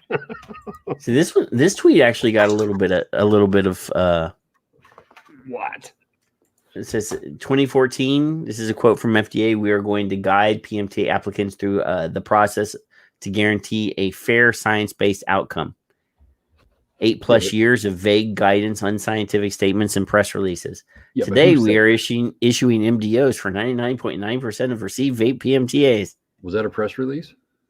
No, I made that up, but it's pretty accurate. Dickhead. Where is that fucking quote? Because that's why I want that one for the day. All right. It did get 36 likes. I bet you did. Yeah, you did, didn't you? Yeah, I put that out before they made their announcement. Now, Skip, how do you whore out chocolate from Mark? What is a fresh Oh, we've gone off the rail. That's all right. Nah. All I know is I love every damn one of you. And it doesn't matter. I'm glad that we're able to do what we do, and I don't know if I'm going to be able to hear you to do what we do in a second. Are your batteries dead already? Yeah. Hold on. Really? You need better headphones, man. I can hear you. I love these new ones I got. These are bone conducting headphones. I hate these. So they don't go inside your ear. They go in front of your ear. They're really good. Yeah. Quit showing off. These are good. I forgot to plug them in early. What?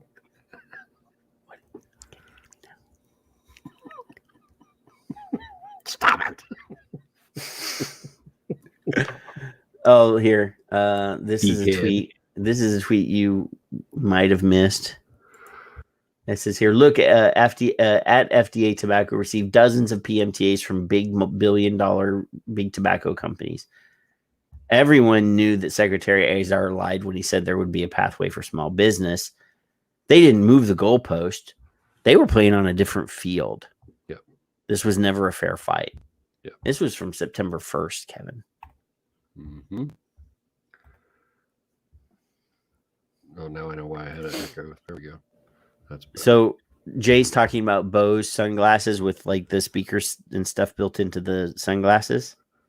Yeah. My new insurance is at a different eyewear people than my previous, but they have those and they're covered by my insurance. Ooh. Just saying. That's nice. They have the Amazon ones too if I wanted to have if I wanted to have the girl talk to me and boss me around even more. Yeah. That's kind of cool. I have Amazon devices in like every room in my house. She's spying on me. She's spying on you. Oh, she probably doesn't like you either. So I boss her around a lot though. I bet you do. Later, H.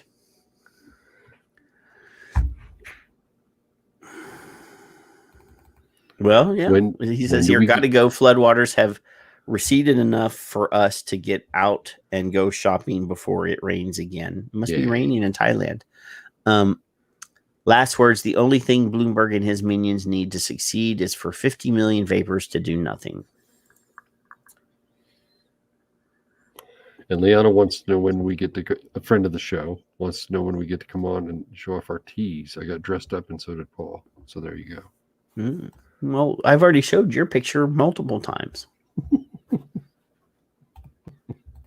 And Paul's not really pretty. Well, tickety-tack-tack. It's all right. You never read my tweets anymore. Troop, say something worth showing, man. It's all worth showing. You might mean me. The algos might not be showing me. They are weird. Everybody, including you, I'm following. I don't get any notifications, even on Google now. I'm on the Google Chrome bullshit, and it still doesn't do it. So, Yeah, Bruni needs to buy a T-shirt because I really want a Bruni picture wearing my shirt. He's gonna move the beard out of the way, though. H wants you to get out of the hooscow. No, it's comfortable here. It's cool. I was hoping Dave would send me the bail money that I never sent him. That's all. Paul is not a sexy beast. I'm not gonna. Troop, when I see your tweets, I read them. Patrick never reads them. I know. It's usually like the first 5 tweets. Every time I refresh, I just boom, boom, boom, the first 5. I don't want to scroll through this. It's like the same 30 people, man. I'm tired of this. Yeah. But you did see? Mm-hmm. I want to do one more. I told you so. All right, that's fine. I've been saying this whole time, if FDA didn't respond in a way that the public health people that sued them wanted, that they would immediately go to the judge and demand satisfaction. You did Guess see that, what? Guess what? Which one are you going to show? I saw 2. I'll show the one that you messaged me, because this is almost verbatim what I said would happen. Mm-hmm. That's what I said. You said that would happen, and then I said it, and then I did it again, and then I showed it to you, and that's why we're here. I can't remember. Was that on the tobacco-free kids one, or was that from the Perone tweet that you sent above that? I think it was a tobacco-free fucktards. Yeah, because Matt Myers has already said, guess what? We're not happy with what they did, even though they did fucking remove almost everything that I like. But he basically says, if we're not satisfied, we're going to demand a response from the FDA to clarify what they're doing. And if we're not satisfied, we're going to go to Judge Grimm and complain until we get what we want. You've said that 5 times on the past 8 freaking shows.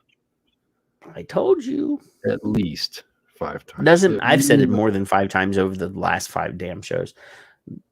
These people have Bloomberg money to hire attorneys, and I said from day one, if FDA doesn't enforce the way they want, and if they give people a buy and use their enforcement discretion, which was already a burr under Judge Grimm's saddle, he was very clear, you cannot do a blanket policy. You have to show me that you're not just giving everybody a free run. That is not enforcement discretion. That is basically you not doing your damn job. So Matt Meyer says, if I'm not happy with their response, I'm going to go to the judge and I'm going to complain until I get what I want. And that's the voice I use for Matt Myers, because he is a whiny little. We just showed who he's funded by again. Yes, and H provided us with plenty of ammunition. So yeah, I mean, FDA the FDA was in a really shitty situation. Like, Skip, I asked that question. I'm gonna share it with you in a second. Why is it okay for NGOs to bully the FDA? I'm looking. Oh, yep, here. Use the Victor share screen. Oh, I can do that. Use the Victor share I forgot I can do that. Now I got to come back to the screen. Where are you? There you are. I got to make it bigger, I think. Ed, you're going to have to watch the replay. Is Ed here? He just showed up. I'm late. Who funds Matt Myers? Ed, dude? How's your anal leakage? $45 million in 1 year. More than that. It's damn well it's more than that. It's more than that, but yeah. Is that big enough, Skip? No, rub it bigger. Rub it. One more rub. Dr. Henning said over the past 2 years, Bloomberg has helped to pass laws at the state and local level across the country. We already know all that. And I said, nice to see Banning flavored e-liquids. You're not hiding the fact that any nonprofit political front group have more socio-political influence over the science and data for any public health matter, FDA determines. I asked that fucking question because I ain't scared. And I still love you either way. But why is it okay for NGOs to bully the FDA? I'm asking Dr. Henning. Well, we made a new word. Actually, Jay says, what's one word to describe CTF or CFTK and Bloomberg and PAVE? One word?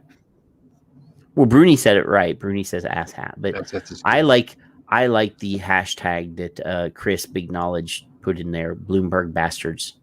I like that. I'm going to use that. Yeah. So if Bloomberg can influence this, what else is he, and will he influence next? And what has he already done before? Like soda pop. Okay, you can't have 16 ounces anymore, so you buy 2 12 ounces. What is wrong with you, you dumbass? Why don't you invite him on the show? Who, Matt Myers? No, Bloomberg. I already did. He didn't even respond. Bucky's in the room too. What'd you do? Keith? Wake him up? What? Why is Keith late? Keith would have loved all the stuff that we said earlier that was very angry and mean. Yeah. That was I have to fill up my tank. For those of you who didn't know. Yeah, my battery was dead. Uh-oh. Oh, the wife is coming in. Go on. You can't see. The wife is going to come in. Can't see anything past. Yes, you missed the good shit, Keith. Of course you did. Hello. What did you want to say? Twat waffles. Yes, I'm in jail, Ed. What's wrong with you? You didn't know that Kevin was arrested? He was saving people's lives by providing free e-liquid. As of yesterday, this is the safest place for me to be, and these headphones suck so bad. Okay, so the next purchase will be to buy Kevin some quality Bluetooth headphones. I just didn't charge them long enough. Hang on. There. Or a USB charger. There we go. No, Janice was doing something on the computer and forgot to plug it back in. And there's a system. I got to take out the dog. I got to make the coffee. I got to have the thing. It's all a big mess. So the safest place for me to be since their announcement is jail. It's quicker. Well, there's probably a lot of guys that smoke in there that probably could use with some tobacco harm reduction stuff. Just saying. Oh, look, Troop came up all by itself. What do you mean Troop came up all by itself? Did he tweet something? It's 4 hours old, but it came up when I hit my refresh. I don't know why. See, I'm not getting those. How come it came up all of a sudden? I think the algorithms doesn't like Troop. And approved.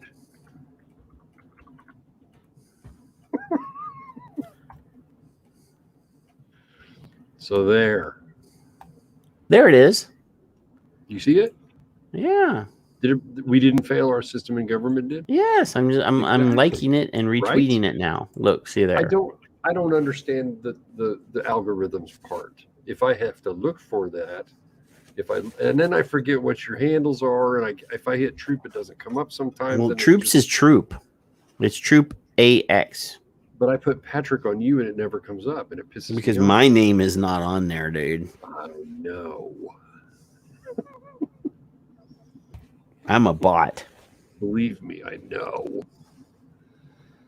That's weird. It just dude, I'm on so many watch lists. I don't need to be on another one. Oh, Greg's doing it again. I just saw it. Did you? We'll do the Victor share screen. Why not?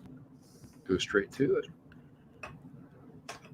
I gotta move. Greg, 6 hours ago, After the FDA banned several million vaping products from small businesses, that's some of you in the room, NYT's Matt Ritchell with the New York Times quotes TFK's Matt Myers, former TFK policy director, and Juul. So typical. So we should call this now the St. Valentine's Day Massacre. Mm-hmm. What's tomorrow, Kevin? Oh yeah, it's today now, 9/11. Yeah. Just saying. Yeah. Just saying. Yeah. There's I don't know if that's a thread I want to pull. Right. It's like using the kids. How do you do it? How do you do it effectively? How do you do it properly, respectfully? Right. There's a lot of ways you gotta play around with that. I was very close to where one of those planes went down. Hello, Aaron. That's when I give up. I'll be at the shop until they force me out. Good man. Save smokers, dude. Good man. Bad. I was at the Shanksville. I was actually about 20 miles away from the Shanksville plane. Yeah. Yep. So yeah, there's a. Oh wait! Skip wants to be arrested. How did I miss that? That's what I want to hear. I'm going to send a cop stripper to her. I want to be arrested. I want to be hauled out of the shop in handcuffs while the cops chain the doors shut and the media fills. That's what we should do. We should do the fundraiser. The T-shirt sales is going to buy a police officer stripper to go and arrest. Like Cheshire cats. What is that Skip. about? Are you high? You people? Oh, they're not high. So Skip, if we have to have a bail fund, we will. Absolutely. Why not? PM me the bank number for a bail donation. Bucky's got the right response. He says, I ordered a shitload of liquids today. Got a shitload of smokers to heal. Mm-hmm. Damn straight. We're flying the flag, my friend. Bucky, I said earlier, you guys are not required by anything to do anything. Since you're already a criminal. Or not say anything. So now you can say, we can help you quit smoking. All the things that you were illegally not allowed to say before. That's a suggestion. It's a thought. That doesn't mean you will do it, but it's called civil disobedience. Well, at minimum, that's what should happen. This thing leaked on me. It's never happened before. I don't think I put enough cotton in it when I built it yesterday. There you go. Yolanda doesn't mind being cuffed, Patrick, just so you know. Oh, chicka bow wow. Bow wow. What the hell was that? 70s porn. Oh. Yep. Zero direction from FBA. You can do anything you want to, Skip. Skip, that letter that I read to you basically said anything that has not received a PMTA, they have not received their marketing orders as of yesterday is illegal. You're illegal. And they specifically said that they're going to use their enforcement discretion to prioritize certain products, which are products that have at the top of the list are flavored products that have received MDOs and products that are on the market that never submitted a PMTA. Yep. Yeah. So those are the enforcement discretion. And we already know of a couple people that had received their MDOs like last week or the week before that have already been visited by FDA to make sure that they are not manufacturing product. None. How many shops have been notified of this by the FDA? None. They don't. As far as I know, they're notifying the manufacturers, or at least some of them, because some of the people that found out that their names were on the MDO list had not received their phone call yet. Right. All I know is I would just be. Well, I mean, I got to address this. Bruni, the Taliban had nothing to do at all with 9/11. The Saudis paid that shit, man. Well, there were some Afghanis that were there, but it was fucking Saudi. I don't want to do that. Skip's got like 3 or 4 F words in the same exact thread, just for the record. I know. This was done in a half-assed manner. I mean, they issued MDOs, they posted them publicly without actually the required phone call to let people know.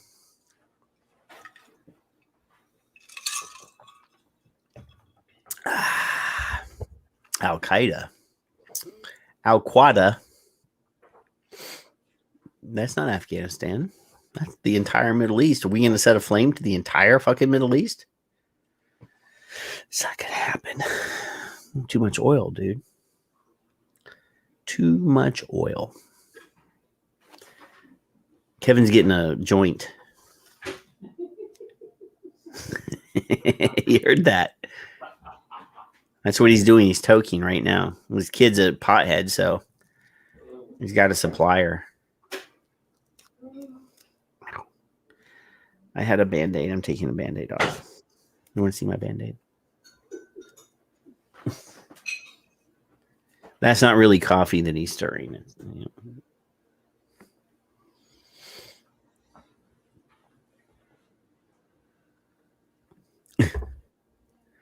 I don't want to get into conspiracy theories about 9/11.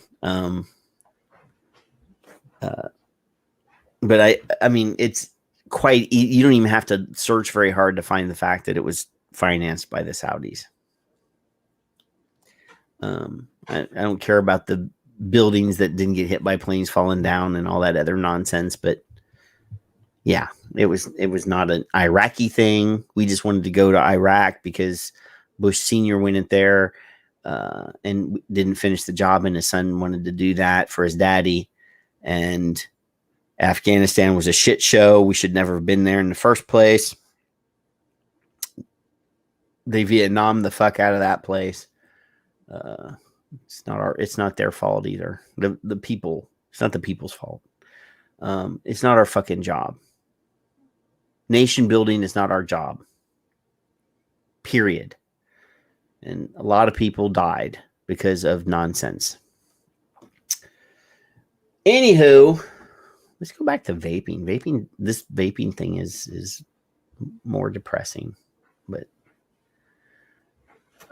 I can't like this Greg Conley tweet enough. And I already showed it on screen, but I want to show it again because I just love it. Your entire agency is a joke. Mitch sure likes to talk about the continuum of risk at conferences, but he's utterly incapable of accomplishing a damn thing other than banning stuff, which was clearly the goal all along. Can I like something twice, Kevin? You can unlike it and re-like it. No, I don't want to unlike it. I want to like it twice as much. Is there something more than just a heart? Can I like? No heart for you. I love this tweet. I love it when Greg is in a bad mood. But look, are you still on it? Because I'm not on the right screen. You can retweet it again if you like. Hit the retweet button. I already read. I can quote Hit retweet it again. Now. Hit it again. No, if I undo, I don't want to undo it. It says undo retweet. Oh no! Hit it. Touch it. Click. There you go. Quote tweet. Yeah, I need to think of something perfect to put on top of it. I'll have to think of that. But then, or you can copy the URL and then you can over tweet it if you like, or quote it, whichever you prefer. Yeah. Cannabis is not legal in Texas, so we can't do that. Greg can say anything he wants to. He always yes. Greg is not in the industry. He is a nonprofit. That is speaking for the entire industry segment. Mm-hmm. And we're consumers. And well, I mean, he speaks for the industry as a Betty. whole. Betty joins us as well. Hi, Betty. Is Betty a Betty? What? If you don't know what that means, dude, you are really old. What did you say? Say it again. Is Betty a Betty? I guess I don't understand that one.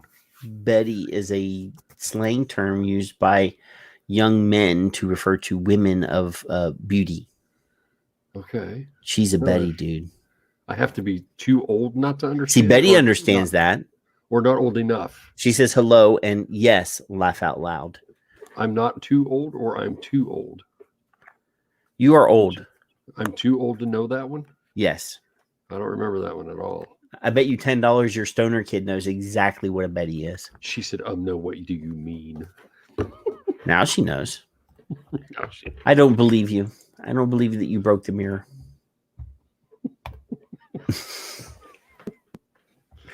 Kevin, what are we going to talk about? We've ranted for almost 3.5 hours now about the FDA, and we went through the entire press release line by line. All I know described how fucked we are. Oh, there is an icon. That is true. Jay says there's an iconic e-liquid called Betty. There you go. So all I know, all I know is I've been screwing around on the Twitterers since 2014. Mm-hmm. I did this tiny little survey. 72. It was tiny. It was only in 72 countries, and there was only 17,000 people or something like that. No, 7,238. 7,000. Okay, fine.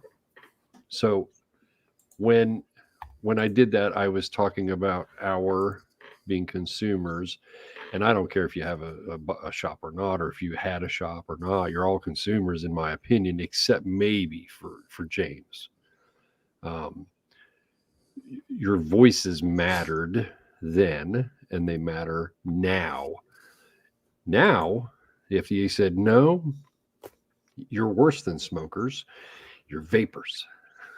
So I want you to be even more angry. And whatever I suggest doesn't necessarily mean it's right. I agree with Jay that some of you may not want to do that, but hey, it helps you stop smoking. The FDA, you don't have any rules. The FDA is not governing you any longer. They decided to drop the ball. Stop. What?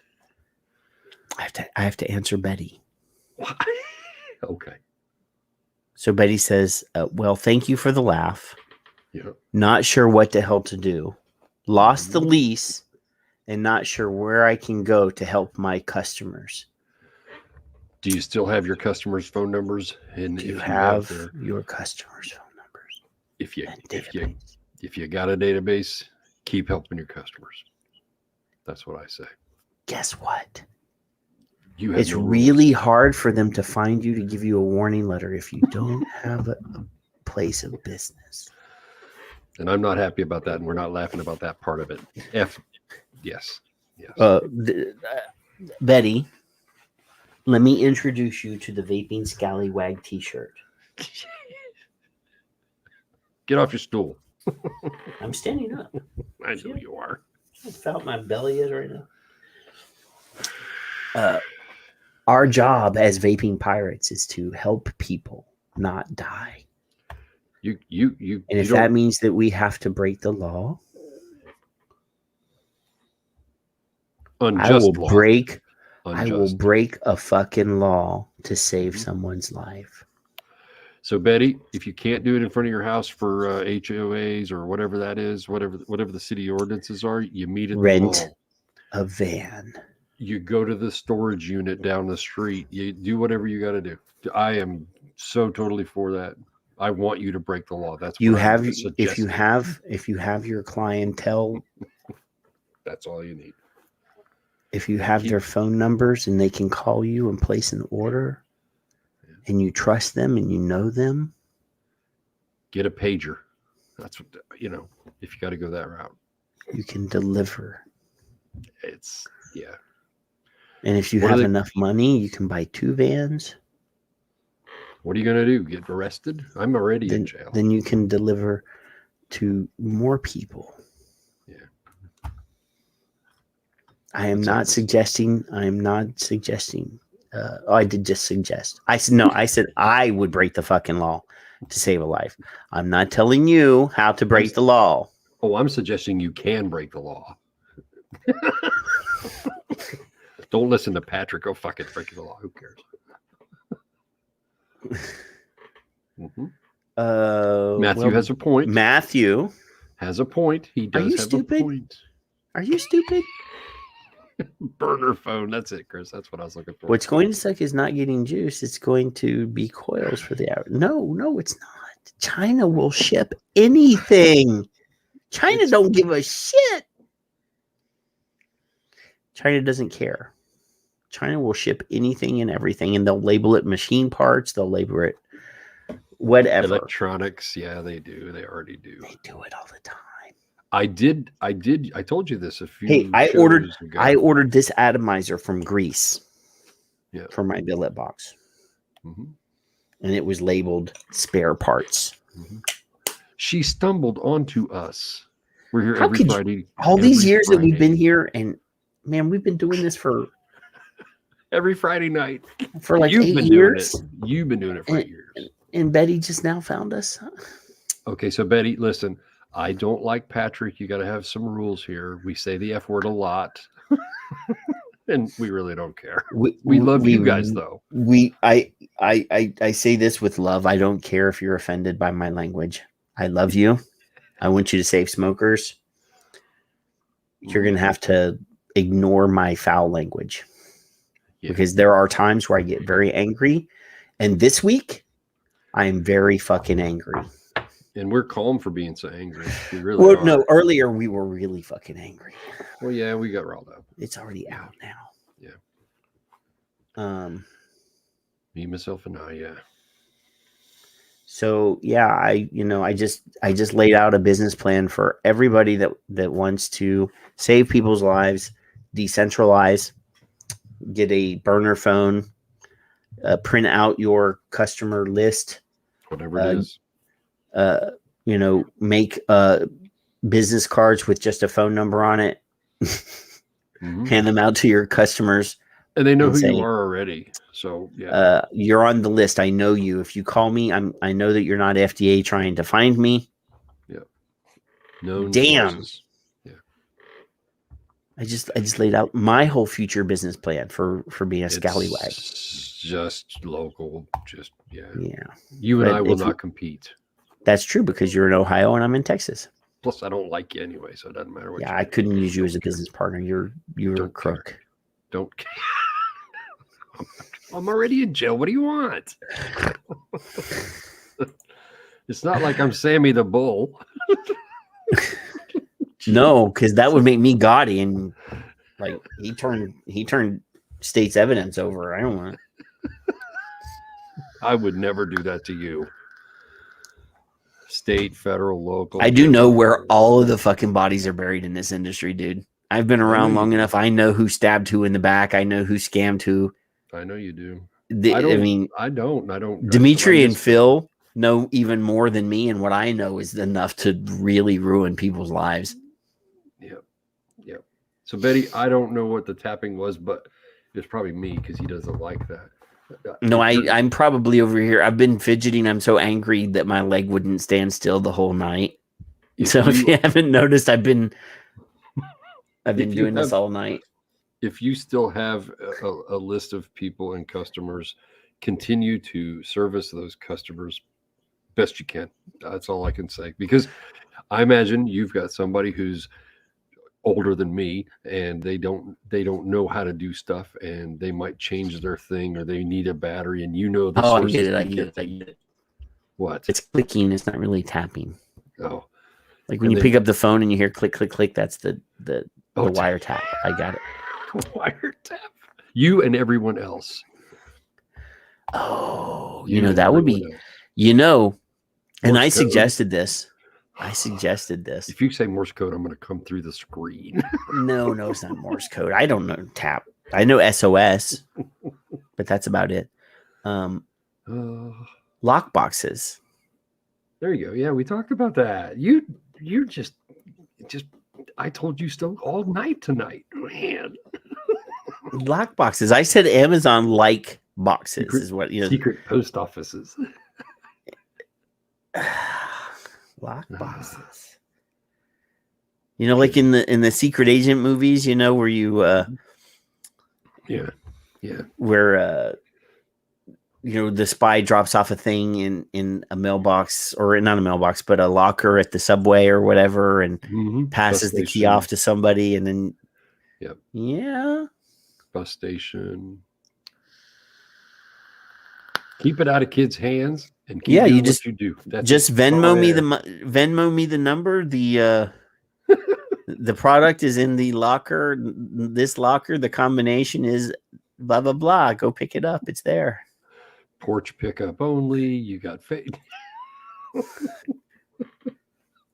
If you deliver, it's an extra. Things like Cash App and Venmo and all that stuff it doesn't ask you what that money's for. It's just crochet needles. That's what those are. PayPal doesn't like vaping stuff, so you can't do PayPal. But no, they don't care. Yeah, if they don't know, they don't care. Screw them. We're gonna have to look. There's a show on Netflix called Spycraft, where they go through all of the things that spies do to trade information and all that stuff. You can learn. I'm just speaking of information, Betty's new. Explain to Betty that we've had scientists and senators and real. I mean, come on, we had okay. On here. So I got to go. Sure she comes back. Like there's a YouTube page. I'll go to the YouTube page because we've had so many wonderful guests, and we have a PhD lined up for next week. So we should, obviously. Let me go to my videos. Let's see. This is the responsible, reliable shows. When we see a new guest in the room, we got to tell them how awesome we are by showing them all the great people that we've had on the show. Let me go. Boom. There's the YouTube channel. Dr. Glover would be the one to watch because that's when we were at our most well-behaved. And then the rest of them are probably not as good. Let's see. So we had Brent from Regulator Watch. We've had Alex from CASA. We've had Kristen Nolmarsh from CASA. We're okay with them. Jennifer. We've had the Winston man, David Gerlitz, on the show. Jay Love, who is in the chat room, on the show. Sapir and Michelle Minton was on the show. Amanda Wheeler, who was in the chat room earlier, was on the show. We actually had... You weren't on this show, but me and Paul had Bogan on the show, and then Kelly from Vape, and then we had Hinaj from Thailand, Samrat Chowdhury from India, Lindsay Stroud. We haven't even hit the really good guests yet. We've had Yolanda, who was in the chat on the show. She's a PhD, or she will be a PhD soon. Dr. Charles Gardner. And Bruni, who is a doctor, a brain scientist, neuroscientist.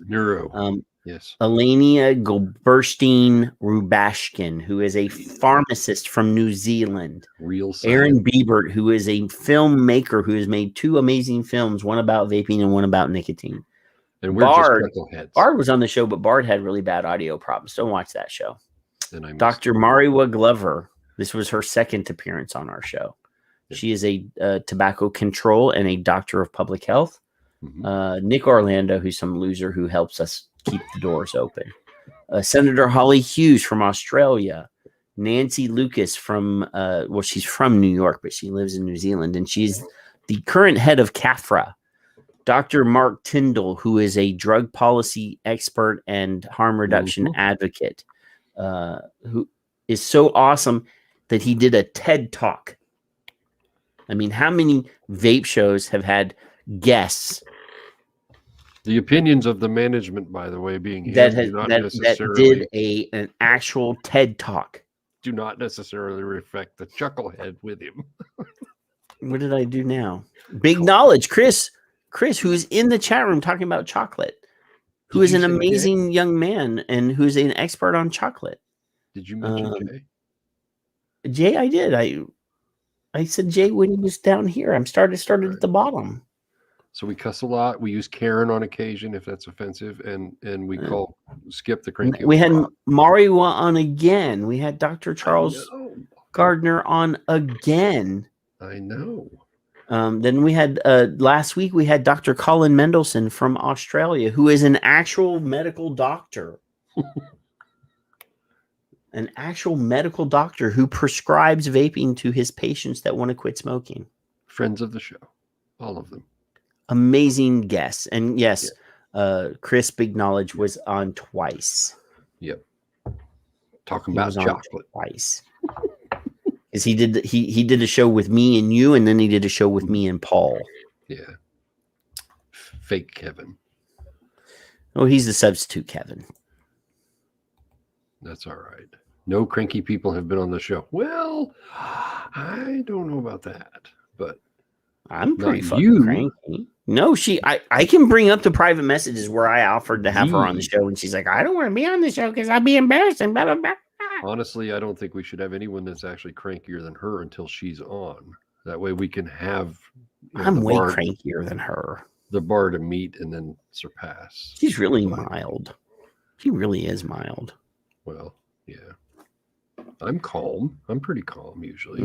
There's some times I've seen you riled up. The ginger demon comes out.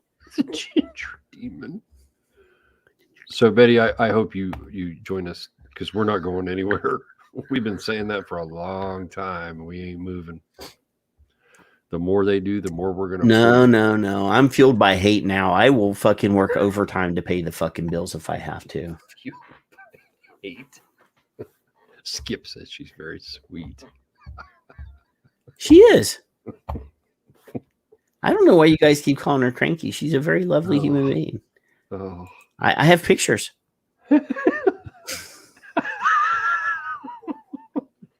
I don't have the Victor All's share screen up yet. I should screenshot that though. I have pictures. It's been. They're on my Twitter, dude. Yeah, that's what I was thinking. Mike's still awake, by the way. Oh yeah. And Mike, Betty, if you ever catch Mike on any of his older shows, I don't think he's doing anything right now, but he's got that great voice. He's just got that shipping voice. Mike had to go to work, and now Mike's off of work. I bet you. Well, there you go. I don't want to be on her bad side. See. Oh my gosh. So at least she knows Skip. So there's a connection somewhere. Good. I like that. You know Skip? We're sorry. Do you really know Skip? Are you on Twitter, Betty? They're on my Twitter. Huh? No, I meant Betty on Twitter, not you on Twitter. Oh. Chris says I'm supposed to plug the show one more time, or the t-shirts one more time. Okay.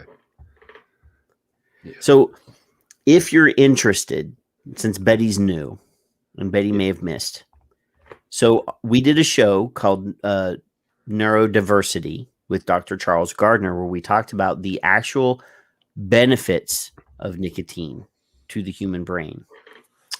And I was inspired to create a t-shirt design talking that illustrated that we were nicotine enhanced, that nicotine made us better.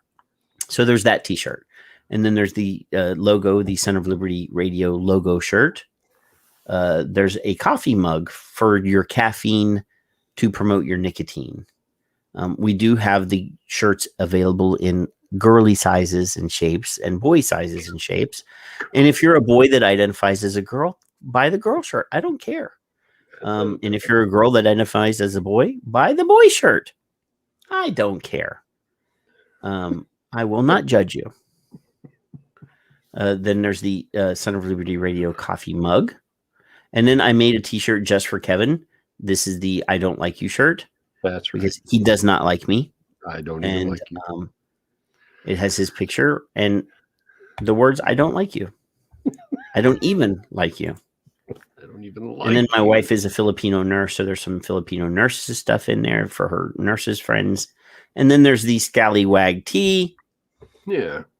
Which is available in black only. I made an executive decision. On the front is the vaping piracy logo, and on the back there are some wonderful sayings by one of my favorite writers, H.L. Mencken, and it says, the first one says, "The most dangerous man to any government is the man who is able to think things out without regard to the prevailing superstition and taboos. Almost inevitably, he comes to the conclusion that the government he lives under is dishonest, insane, and intolerable." And Puritanism, the definition of Puritanism, is the haunting fear that someone somewhere may be happy. That's right. And last but not least, every normal man must be tempted at times to spit on his hands, hoist the black flag, and begin slitting throats. And that's where we are right now. Hoist the damn flag. Note, Patrick, Paul's comment, where are the boxers? And I swear my eyes are fooling me. I actually submitted, you have to submit your logo to them to see if they can put it on a hat. And my logos have too much detail, they said, and could not be done on the hats. I think Paul's suggestion says Tic Tac enhanced. I'm not sure on boxers. I think it says, I don't know. Well, I know that he likes Speedos. Just in case. I have to look and see if that's available. If so, I will put the can you get a some special Tic Tacs? Paul design. There you go. A special Paul design with a Tic Tac on it, just for him. He deserves it on the boxers. Boxers only. I think he says that, but he's a Speedo boy. I can tell. Dig in your heels and never give up. Or dig your heels in. I'm sorry. Never give up. The Aussies, you can't read any better than you can hear them. Gunnard. Where's it garnered? What is that? Tom is, I think the Kiwis are losing their mind. That's one of these things, I think. Gurnard. I don't need, that's not a real word, Tom. I'm Googling it. Yes, my wife is a Filipino nurse and we live in Texas. So she is a Texapino. Gurnard flesh is white. It's fish. Good eating when filleted in skin. I'm only a red meat kind of guy. I'm blood dripping off my chin. He's a Texapino. What? No, my wife is a Texapino. She's she's not half. She's a Filipino that lives in Texas. Texapino. Are you high? No. You already asked him that. It's 20 minutes later. They said they wish. Oh, so my final thoughts, Patrick, you asked me an hour ago. I did. Louder. Troop said that with a little hashtag, and I he's always saying louder. That. He's like a one note. He needs another note. He's like a one note. I found one of his tweets though. It just came up all by itself, out of the blue. I don't know what to tell Betty. If you're closed already. No, if you're still open, other than what we did tell her, and I'm sure we weren't the first to think of it. Just keep doing what you're doing. Keep helping your customers as long as you can, and don't worry about the FDA. They don't care about you. Obviously, you're beyond their reach now. And if you're still legal, doing things another way, then you can't choose that, of course. But louder, please, Skip. Stop it. That's my thoughts. I need the FDA to stand up and explain how corrupt they are to the whole freaking world, and explain it to them loud as we are, all 30 of us or 50 of us or 400. What there needs to be, look, today or yesterday. Yep. Yesterday, FDA single-handedly destroyed a $20 billion industry. Everybody kept saying they are not going to do that. They can't do that. Blah, blah, blah. I've been telling people for fucking years. Yep. They can, they will. They've done it in the past. They'll do it again. Yep. They single-handedly turned thousands of legitimate businesses into criminal enterprises overnight. Yeah. In the middle of the fucking day, not even overnight, in the middle of the day. Some of these people, they didn't even notify before they announced to the world that they had issued MDOs without actually calling them before. Some of these companies found out by looking at a list online that they were no longer legally able to do business. So if they're going to act like that, and they've been calling us the Wild West since the invention of the fucking industry, guess what? Get your hats on, boys and girls. We're flying the pirate flag. We're not going to be the Wild West. We're going to be Scallywags. We're going to fucking do whatever we have to do to save people from dying of something that could be prevented.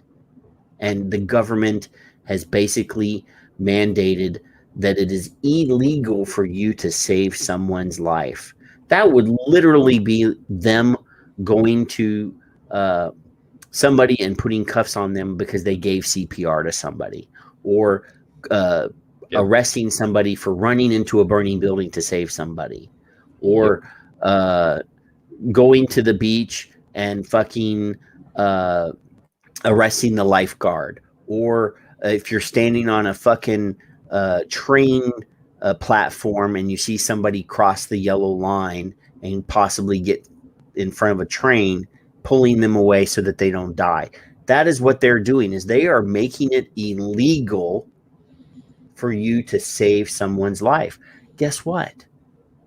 They can't do that. They cannot make that sort of moralistic BS judgment to me now.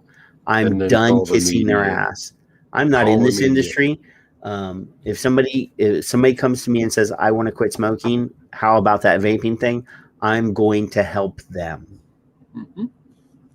No if you're in this industry and you still got product and your suppliers are still willing to sell you product, and you haven't gotten, if you're a vape shop, you didn't get an MDO. So if they come into your store and they say, well, you know, the products on your shelves are illegal, here's your warning letter. It's a fucking warning letter. You have 2 weeks to respond. Respond and say, oh, I didn't know. I'm sorry. If they come back in 2 more weeks or a month or 6 months later and they say, you know, all that stuff is illegal. Oh, I didn't know. Here's your warning letter. You got 2 more weeks to respond.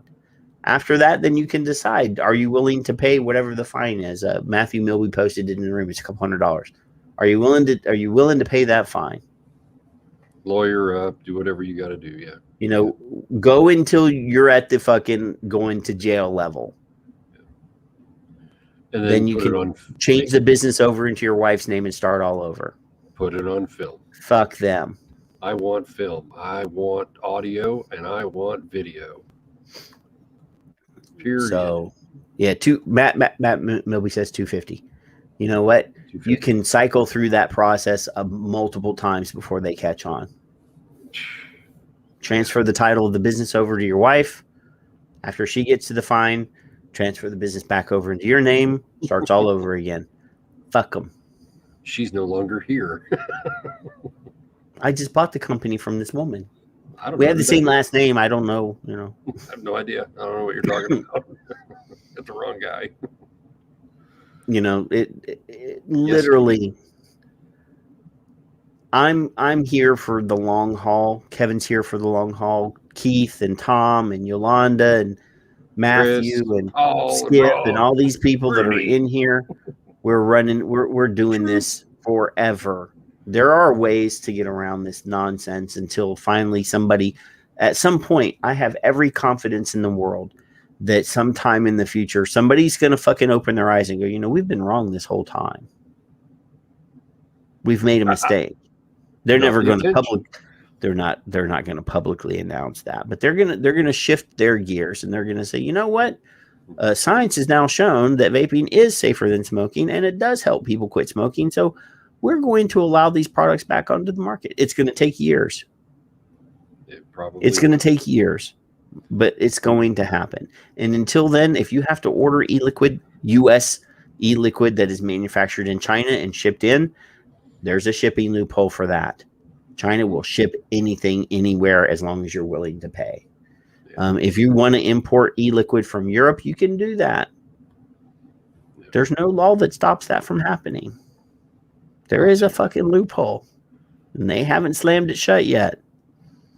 If you're, there's a synthetic nicotine that is not FDA regulated. If you want to buy e-liquid from 5 Ponds that's synthetic nicotine, you can do that too. And there are other companies that are going that direction. And there's FDA other people can't stop it. They've already said they can't stop it. Other people smarter than us you can listen to. Other people. There's nobody smarter than us, Kevin. We're the smartest motherfuckers on the planet. We called this shit years in advance. Nobody else. Everybody called us crazy. They said that we were fear mongering, Kevin. I'm not gloating. But nobody has been more right about this than us. If you'd like another perspective, Demetrius and Phil are another perspective. Some of Mike's older shows, not necessarily all of them. Mike is way nicer than us. But no, he covered quite a variety of topics. But yes, he did. But and he's coming back. He's in the chat room. He's hiding. He's coming back. There are shows aside from ours that we would recommend that you watch. Listen to their perspective. There are some that I would say not to. Well, there's probably a lot more that I would say not to, but it's okay. All I know is we're not the only ones, and you might want to find someone else's views. Don't send her to any. We're the best, Kevin. Quit doing that. Stop it. I said might, maybe. And Paul and Dave, and Dave and I were on there, and Paul was on with us, and Paul was on with him, and yeah. No, I gave David all of his ideas. I don't know where you guys are coming from. He is like twice my age, but you know. I was gonna say he's like 160 now, so yeah. So yeah. Him and Ed. Don't be kissing Demetrius and Phil's butt. See, they got the bromance, but Kevin and I hate each other. So that's right. We're like the opposites. I don't know. Deemy likes my hair when it's blonde. So there you go. No. But he wants to steal you when Phil gets too old for him. I know. I think he's. But you see that Phil's been getting all like good and healthy, and he's been exercising and losing weight and all this stuff. He's trying to make himself, still attractive to Dimitri. So. Tan. All right, these things died twice now. Come on. All right. So I want everybody to, this is not the end of the world. It is the end of vaping as we know it, the vaping industry as we know it. But guess what? The vaping industry will just evolve. We're gonna play the hand that was dealt to us. Mm-hmm. And above all else, we're going to be here to save smokers. And that is the only reason I've always said that saving the only reason, the only destiny, the best destiny for vaping has always been to be here to help people quit smoking. That's it. It might be fun. It might be a great hobby. Blowing clouds might be great for some people, but the best destiny for this technology has always been tobacco harm reduction. And that is the important part of this, is to be here in some way for us to be here to help them when they've made the decision, because as wonderful as vaping is, it only works when the person is receptive and ready to quit smoking. Mm-hmm. We can say that vaping is awesome and vaping is great and blah, blah, blah. But the truth is, it doesn't work for everyone. It does not work for everyone, but snooze might. IQOS might. Texting. If the patch works for them, that is great. Yeah. Anything and everything that is here to help people quit smoking should remain here, should always be here. Because cigarettes will always be here because the government says that they're safe, Kevin. They're safe. They're absolutely safe. They are appropriate for the protection of public health. No doubt in my mind now. And all this time I thought I was wrong. I want you to listen to the exit music. It's the same as the intro music, but there is a clip in there were Dr. Colin Mendelson. I added it last week just for Colin when he came on the show, but I liked it so much. And it's so apropos to our situation where he speaks about people are, given the choice of smoking or being a criminal. That's where we are right now. So I love you guys. I want you guys to have a great weekend. Tomorrow is a solemn day in the States and probably for other places. It's 9/11. Well, it's today now. It's 9/11. Do whatever it is that you can do to let people know that you still love them and that they're still important to you. And, when we sign off, go and hug your kids, go and kiss your wife and, barbecue, do whatever it is you're going to do this weekend, watch the football, the NASCARs, whatever, all those things, because Monday's coming and we know for a fact that Monday is just more bad news. And all we have to do is fight through this bullshit and come out the other end. So y'all have a great one. We love you. And we'll be back in 7 days. And hopefully the entire show next week is not like this because we do have a wonderful PhD guest from the University of Kentucky to come on and talk about research. Yes. So love you. Peace. Bye.